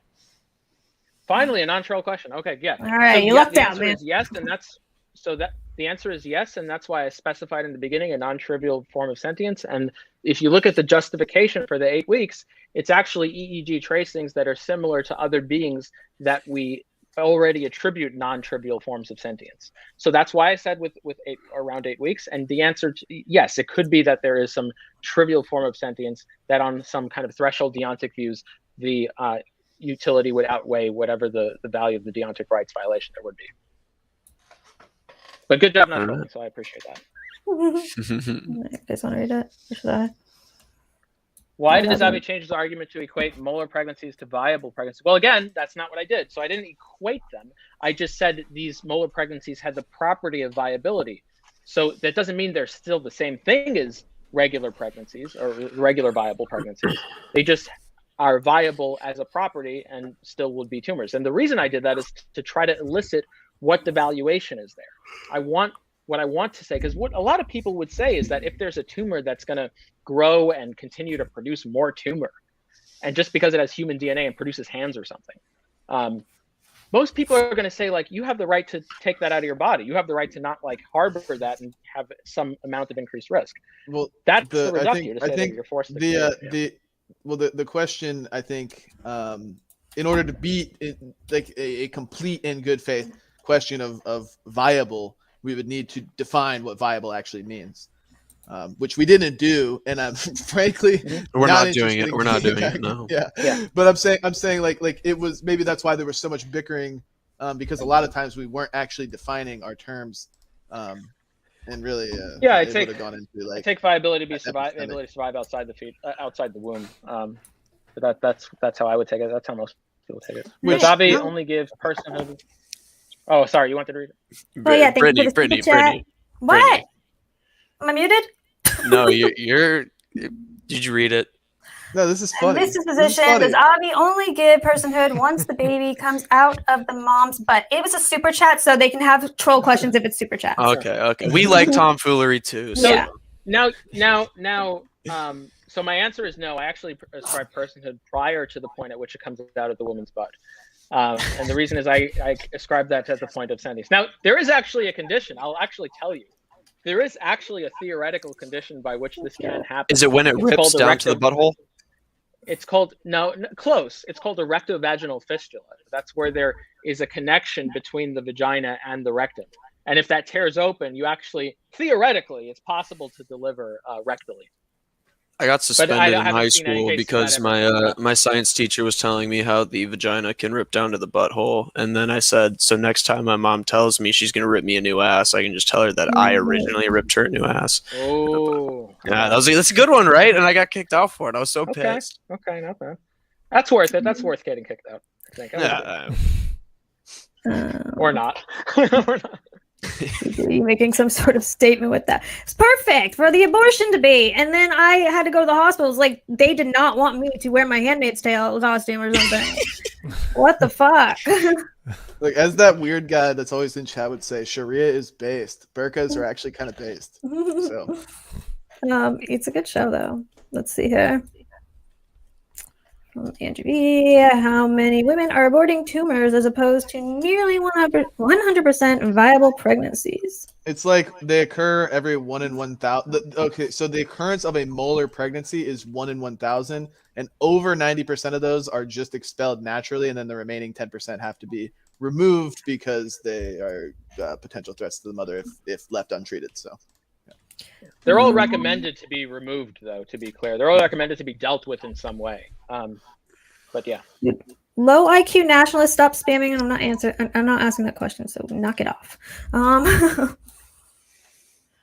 From Physio Atheist asks, then if you were given to choice, to save, what is this, fertilized embryo or the entirety of humanity whose consciousness was transferred into robots, who would you save, Zen? In a video game, you got me. Because no, he doesn't. It's just humanity's consciousness. We don't value consciousness. Yeah, whatever. It's just fucking... Okay, transferring human consciousness into robots. Okay, bud. Pie Thief. Ask Abby if he can give an estimate on what percentage of actual abortions are moral on his view. Yeah, that's a good question. So I imagine that about 50% or more are immoral on my view. It may be the case that I would say probably around 50%. The reason is because it varies a little bit year by year, depending on like how the abortions are stratified based on what week they are. But I think that around half of abortions are after 8 weeks estimated gestational age, around half are before 8 weeks estimated gestational age.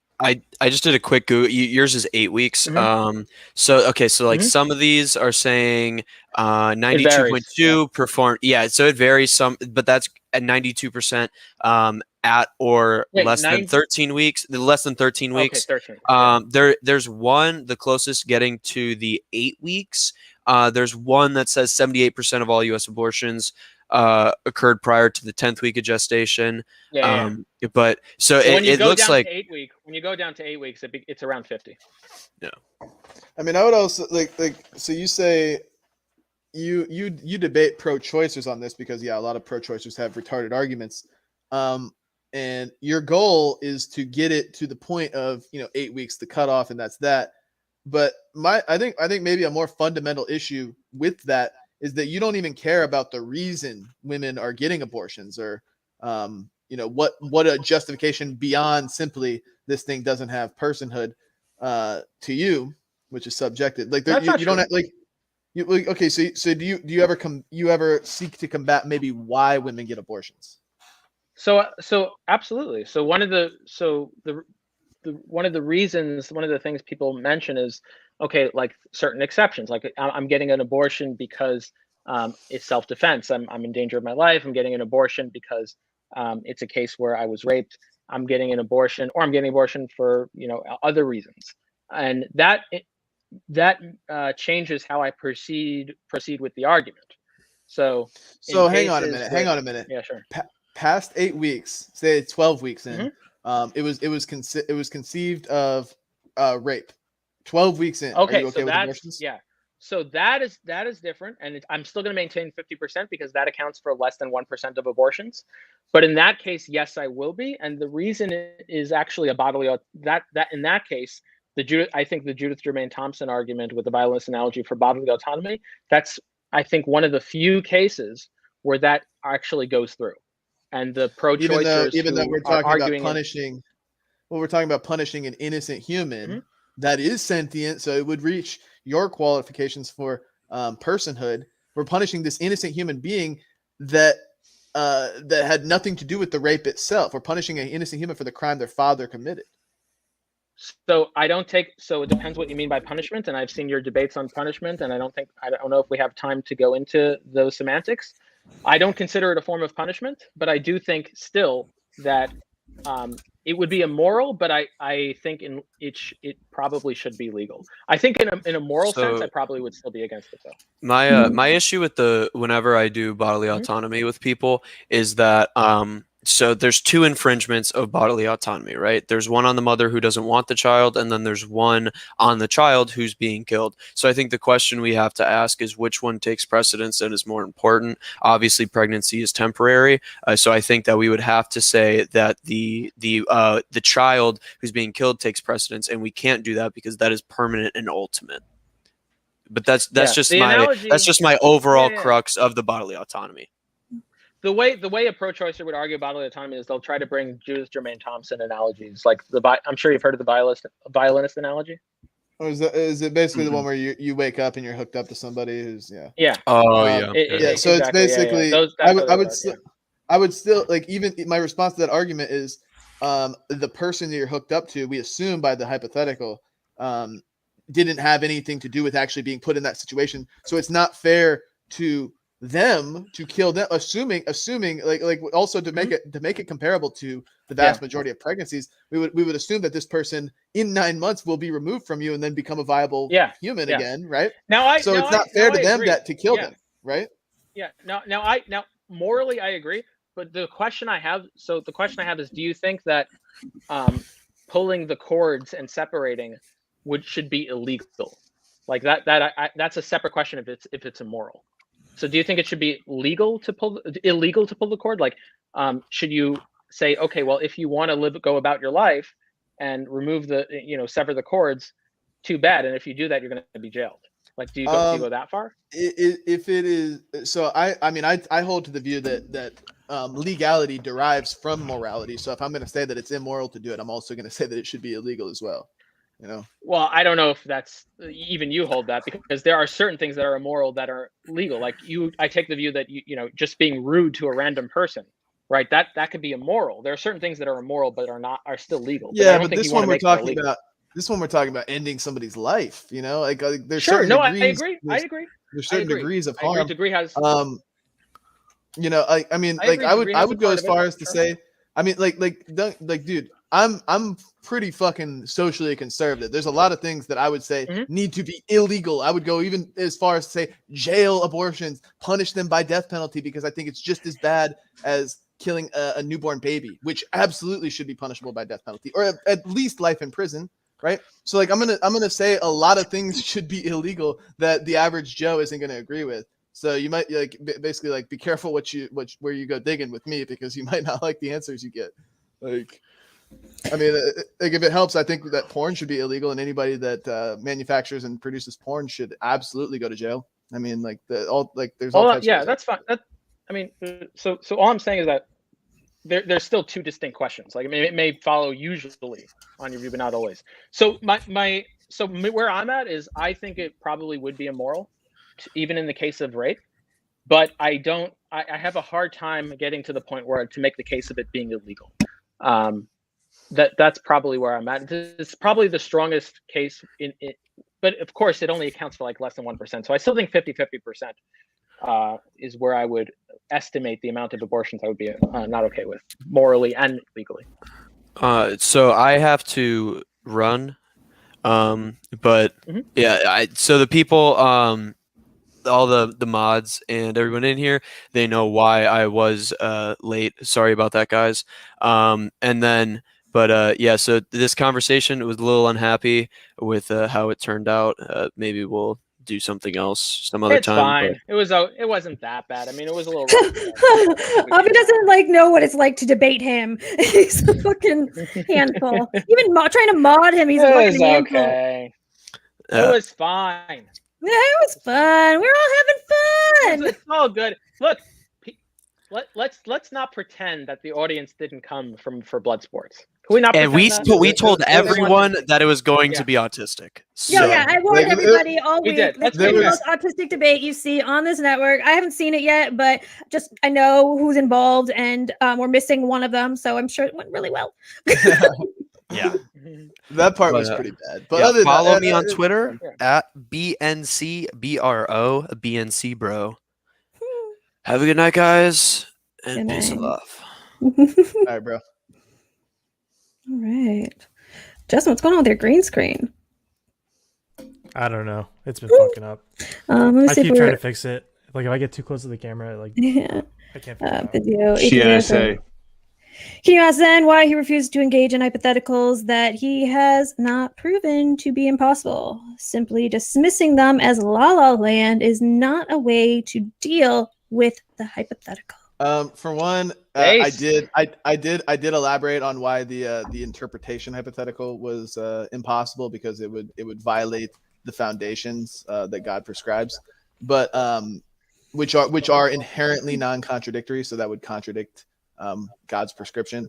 But really, I mean, I can actually dismiss whatever I want as La La Land, because I bench press 300 pounds. Physio atheist. How much do you bench? Come on stream and prove to me that you can bench more than me, and then you can start critiquing my dismissal of hypotheticals. Like one of those Jersey Shore guys. GTO. Yeah. What does that have to do with accepting hypothetical? All right, it's a joke. It's a joke. It's okay. I know. It's total detail. Let me see if we have anything else. Okay. What is the what is this, man? Like, why are you spamming us so much? And he's not Swedish, okay? So I think I know what you're trying to do. Non-denominational. I don't claim He thinks that you're not Christian, I'm guessing. It's probably because Shapiro. And yeah, Shapiro. he's being a douche and spamming us and being annoying, and he needs to stop being annoying. So stop it. Just stop it. Okay, let's see here. What else do we have? What is this? Fucking one of your stalkers. Shapiro versus Zen Shapiro. Debate me, bro. I think I know who that is, actually. You got a lot of stalkers, my dude. Let me see if we we got a few more. God, I hate everybody. Andrew to Avi, is your hypothetical that a Christian God can support necrophilia is the same as a hypothetical that 2 + 2 can equal 5? No, it's not. And the reason it's not is because on virtually every Christian worldview, the fallible humans' hermeneutics are not essential properties of God, so there's no contradiction entailed. You can make it a contradiction entailed if you say that my human hermeneutics are an essential property of God, but then you're not talking about Christianity anymore as it's classically understood. Well, you're not, because that's actually. No, I'm telling you, they are, because part of the presupposition of God and the way that He has revealed it is inherently in a way that we can understand it, because He made us in His image. So if there is a way, like, and there's all types of verses that can confirm this, but I think the one of the best ones is Romans 1:20-28, where it's basically that you have no excuse to not know, right? And he's revealed it in a way that to deny it is inexcusable, which entails that there's no way that God could have revealed Himself to us in a way that we're actually interpreting it wrong. If we were, He would come and correct it. An example of this is sending. Yeah, this just pushes the problem back one step, because remember, you getting the meaning out of that verse is relying on your interpretation in the first place. So no, it doesn't actually get around it, because if you're wrong about your interpretation, you're could have been wrong about your interpretation. Yeah, if I'm wrong about my interpretation, and that would entail, like BNC said earlier, that everybody's wrong about the interpretation, and if that were the case, then God would come and correct it. Oh, he would. That would have already happened. I think I should clear that. That would have already happened. And right now, that being the case, that relies on your interpretation too. No. Yeah, that also relies on your interpretation too. So again, if you want to claim it's a contradiction, you have to spell out the contradiction and have it derivable. And the only way to do that is the panel. How much does everybody bench? Well, when I was your 405, right bitch. Get your game up, weakling. At your best, Avi. At your best and right now. At my best, it was okay. So at my best, that was around 325. Right now, I haven't worked out in quite a while, because after third year med school took over, I didn't really have time. So I'm not sure, actually. Probably 225, around there. Okay. What is this one from Spider Marine? For Zen, if God commanded to eat your sons, would it be moral? Out of context. Shut up. That's actually in there. It's not commanding anybody to do it. It's commanding that as a punishment. I don't know the exact to context eat your of it, kid. It's I'm pretty sure it's like hyperbolic, but it's commanded to somebody specific as a punishment. It's not saying everybody go eat your children. That's not what it says. That's simply not what it's saying. This, yeah. It's saying, yeah. I mean, it's fine. It's saying if you disobey this and if you disobey that, then these are the things that will happen, and eating your children is one of them. Yeah. All right. Blob it. Ask Avi if it would be worse to ban all abortions or only ban abortions after 10 weeks. That's a good question. I don't know if it would be worse to ban if you had that type of dichotomy. If it would be worse to ban all abortions or only ban abortions after 10 weeks. It would probably be worse. It would probably be more favorable, maybe, to ban all abortions. I'd have to think about that more clearly. I have to think about that more. I'm not sure. Love to hear it. I have to. Red-pilled Avi, pro-life Avi. Yeah. Let's go. But that's just to be clear. That doesn't mean that that's my view, because I think those are not the. I know. It's because of the dichotomy. I get it. I know. It's a dichotomy. Yeah, I know. Okay. Let's see here. I got it. Solution to Euthyphro's dilemma. Euthyphro's dilemma, for those that do not know, is the question: are things good because God commands them to be good, or because it's in God's nature? And the alternative is, or does God do things because there's something beyond God that is good and that God adheres to, which would imply that he's not ultimate. So obviously the answer is that things are good because it's within God's nature, and things are good because God commands them to be good. And then the question that they follow with is, okay, so if God told you to come down and rape babies, would you do it because it'd be good? No, I reject the premise of your hypothetical, because it is unmistakable in God's word that he's unchanging. In Malachi 3:6, his nature does not change.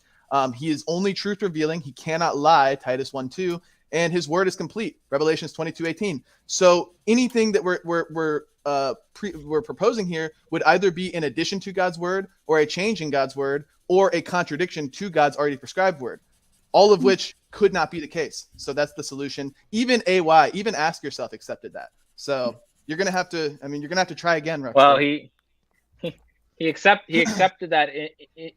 He also accepted that the epistemic question doesn't result in a contradiction unless you dial in the hermeneutics into an essential property of God. But that's what was already mentioned. Yeah. Super chicken. Avi, are you a doctor? Zen, the people want to know your race. Avi, yeah, I am a doctor. And I am pure Aryan blood, as you can tell by my nose and by my skin color. No, I'm just kidding. I'm kidding. I don't know. I'm like, Western European, maybe. You and Dan are going to get a 23andMe together. We probably should, honestly, because I actually don't know. Maybe something big reveal. like Polak or like Czechoslovakian or something. I don't know. I have no fucking clue, honestly. I've never done one of those. Can a friend of mine and demon blood Can a friend of mine and demon blood do a demon? On our Odyssey, you can. Yeah, he's talking about a Swede. Yeah, of course he is. Bad Norvin. Behave yourself. Let's see here. No more questions, you guys. Like, whatever's in is in. Leave us alone. All right, so Spider Marine for Zen. As a punishment, is it moral to... What the hell is happening here? Didn't he do this? Again, yes, the verse, he's taking the verse out of context. It was to a specific situation. I can't remember it. I would have to look it up, and then how about this, Spider Marine? Is this the eating the children context? Yeah, it's the Leviticus verse 26. Yeah, no. I've as someone who is part of the Pilpulim, I have studied the Old Testament for the first 18 years of my life, and I'll tell you that the context of that is a form of a punishment for disobedience to God. Like he's not saying, hey, go. Oh, okay. So the question was, would it be moral for God to command you to do that, and you do it under God's command? Yeah, because what God commands is moral. Don't disobey God, you fucking loser. No, okay, let's move on. What's the question? Jordan Carter. How is using a condom worse than an early term abortion? Is preventing a life from existing so much more moral than letting a life occur than ending? Wait, when letting a life occur than ending it, both prevent life. Okay, first question. How is using a condom worse than early term abortion? I don't think anybody would say that it is worse. Because an abortion is killing a human, a condom is just preventing conception. But a truly principled Christian would say that condoms are also bad, and I would too, because you're misusing the purpose of sex. You're clearly just using sex for your own pleasure rather than to raise a family with somebody you love that you're married to. I like picture like those people who like start like if they like do that, then they start like hitting themselves because they like sinned. See, I've seen a lot of SVU. Yeah. I know what happens. And is preventing a life from existing so much more moral than letting a life occur than existing? I mean, yeah, like obviously they both prevent life and they both are bad, but I think as far like an abortion is actually enacting harm upon another human being, whereas ending or a condom doesn't actually do that. The condom is again just preventing that life from ever coming into existence. Motherfuckers called me Little Red Riding Hood one more time. I swear to God. Like... To answer that, I actually don't go to any church. I just study the Bible like online with people, and like I talk to it with friends and family and all that. Because believe like most maybe somebody can correct me on this, but as far as I know, the Bible doesn't actually command us to go to church. It just commands us to pray and study with multiple groups, like multiple people, like groups of people, right? So, but maybe somebody can correct me on that. I don't actually go to church though. Okay. Andrew B. does then think it's not possible for more truths about God to be revealed and become dogma. No, because in Revelations 22:18, I believe it's like right before the end, it says, my word is complete, and to add to this or to take away from this, you'll be shunned. Basically, I'm paraphrasing. I don't remember the exact verse, but the word is complete. So no, you can't. He's not going to reveal anything new. Alrighty, I see what you guys are doing there. All right, so I guess we can do closing statements now and final thoughts. Who went first for the opening? Well, they didn't really even do an opening. You guys didn't do opening statements? We didn't do. Well, I didn't do an opening. Oh, this is good. All right, well then, who wants to go first for closing? I don't know. Rock, paper, scissors. Who wants the last word? Who's had the most words? Definitely obvious. What else? Oh, I don't know. It's probably been pretty fair. Pretty. I don't know. Actually, yeah, you two are both pretty chatty people. We've both been pretty talkative this debate. If you want to have the last word, that's fine. I don't care. Aw, that was nice. Well, no. Go ahead and give your right. Final thoughts then, and then I'll. Yeah. So look. The issues are the following. The issues are there's a contradiction on the view. It can be salvaged, but there is a contradiction. The contradiction doesn't rely on thinking genetic uniqueness relates to human life. That's not a critique of that contradiction. The other issue is that it results in valuing things that are really just tumors, things that will form like fetal, even if they form fetal parts, because it is life, it is human, it is genetically distinct, and even if it forms fetal parts, who cares? It's just going to reproduce, replicate, and even if hypothetically it was viable, who cares? Valuing life at the point of conception with those things dialed in leads to valuing those tumors, and it's just insane. Like, why would you care for a woman to take an increased risk if it was lower than the average risk of pregnancy to alleviate her of this tumor? And to the reductio on my side for necrophilia, well, yeah, not in the real world, in a video game. Like, not that I have a problem with hypotheticals, I'm willing to address them, but in hypothetical scenarios, sure. Where and by the way, it would be crazy not to. I don't have a problem. Look, what we do with corpses, we currently burn corpses. We let corpses go into the ground where maggots eat up their eyeballs and worms eat their brains out. We do a lot worse things to corpses. Where our treatment of corpses is actually horrendous, on my view. So yeah, I don't have an intrinsic problem, but yeah, neither does Zen. And there are hypotheticals where Zen would be okay with necrophilia too, and the attempts to get around that to try to derive a contradiction, they don't succeed. The reason they don't succeed is because any attempt at trying to make the interpretation part of the view itself relies on an interpretation of the view. So one cannot derive the contradiction there. It's a problem. And if you want to say it's an essential part of God, I take that to God's essential property, not non-essential property, then I take that to just not be Christianity anymore. Maybe your own version of Christianity. So tumor lives matter. And yeah, necrophilia matters too, if God says so. Yeah. Well, we are getting the TLM shirts, but it's more for Timmy. But hey, you can go with tumor lives matter too. Tumor lives matter. All right, Zenny, you're up.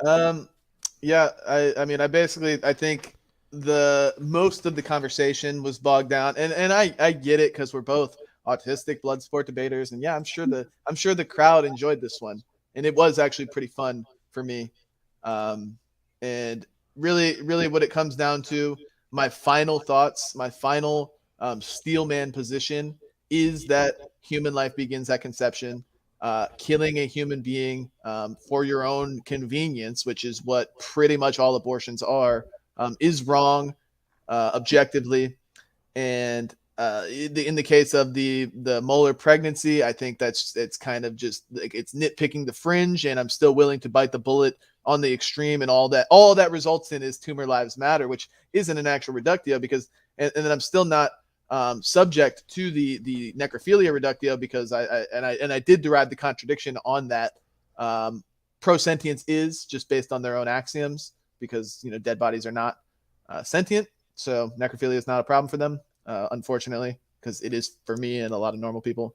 What I would challenge the people in the audience to do, maybe if you want to join, I'm actually in Avi's Discord server, where he's got a lot of research papers and all that. You can go in there and learn from him, or do your own research. Just go on Google, research when human life begins, differentiate that from syngamy, whatever you got to do.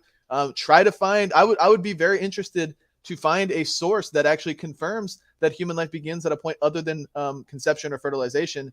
But from all the research I've done, I mean, like if we wanted to, I could sit here for 10 minutes and just cite sources over and over and over that confirm it unmistakably at conception. And that's just what it comes down to. Abortion is killing a human being, and that is wrong. There is no way to slice that. Sentience is an arbitrary measure, and it leads to absurd reductios, just like every other pro-choice position does. Alrighty. Well, thank you guys both for coming on. I'm gonna have to watch this debate after and see what the hell I missed. Yeah, so make sure you guys are following us everywhere, but make sure you go follow us on Odyssey. Tuesday, we have a debate at 4 p.m. Eastern. It's going to be some JQ stuff with Martina's perspective. Actually, Avi, we'll have to talk about setting up yours as well. CT yes, we do. Mm-hmm. Yeah, what does he want to talk to me about? I don't know. I'm gonna have to find out myself, because we should probably be careful saying it on here. But I'll find out. It might not be a YouTube debate, then it's probably. But yeah, Odyssey is where you'll find our most controversial stuff. We're streaming to Odyssey in general, but most of those will be Odyssey exclusives. So make sure you guys are following us there, because we're having just like kind of move platforms. I am going to raid somebody on Twitch really quick. So bye Twitch, we're getting rid of you. And yeah, I think we will. I'm not sure. I have to look at the schedule. I don't know what our schedule is like this week, and I'm probably not gonna heavy load it because I'm not feeling too great. But yeah. All right. So we will see you guys when we see you. Good night, guys. Peace.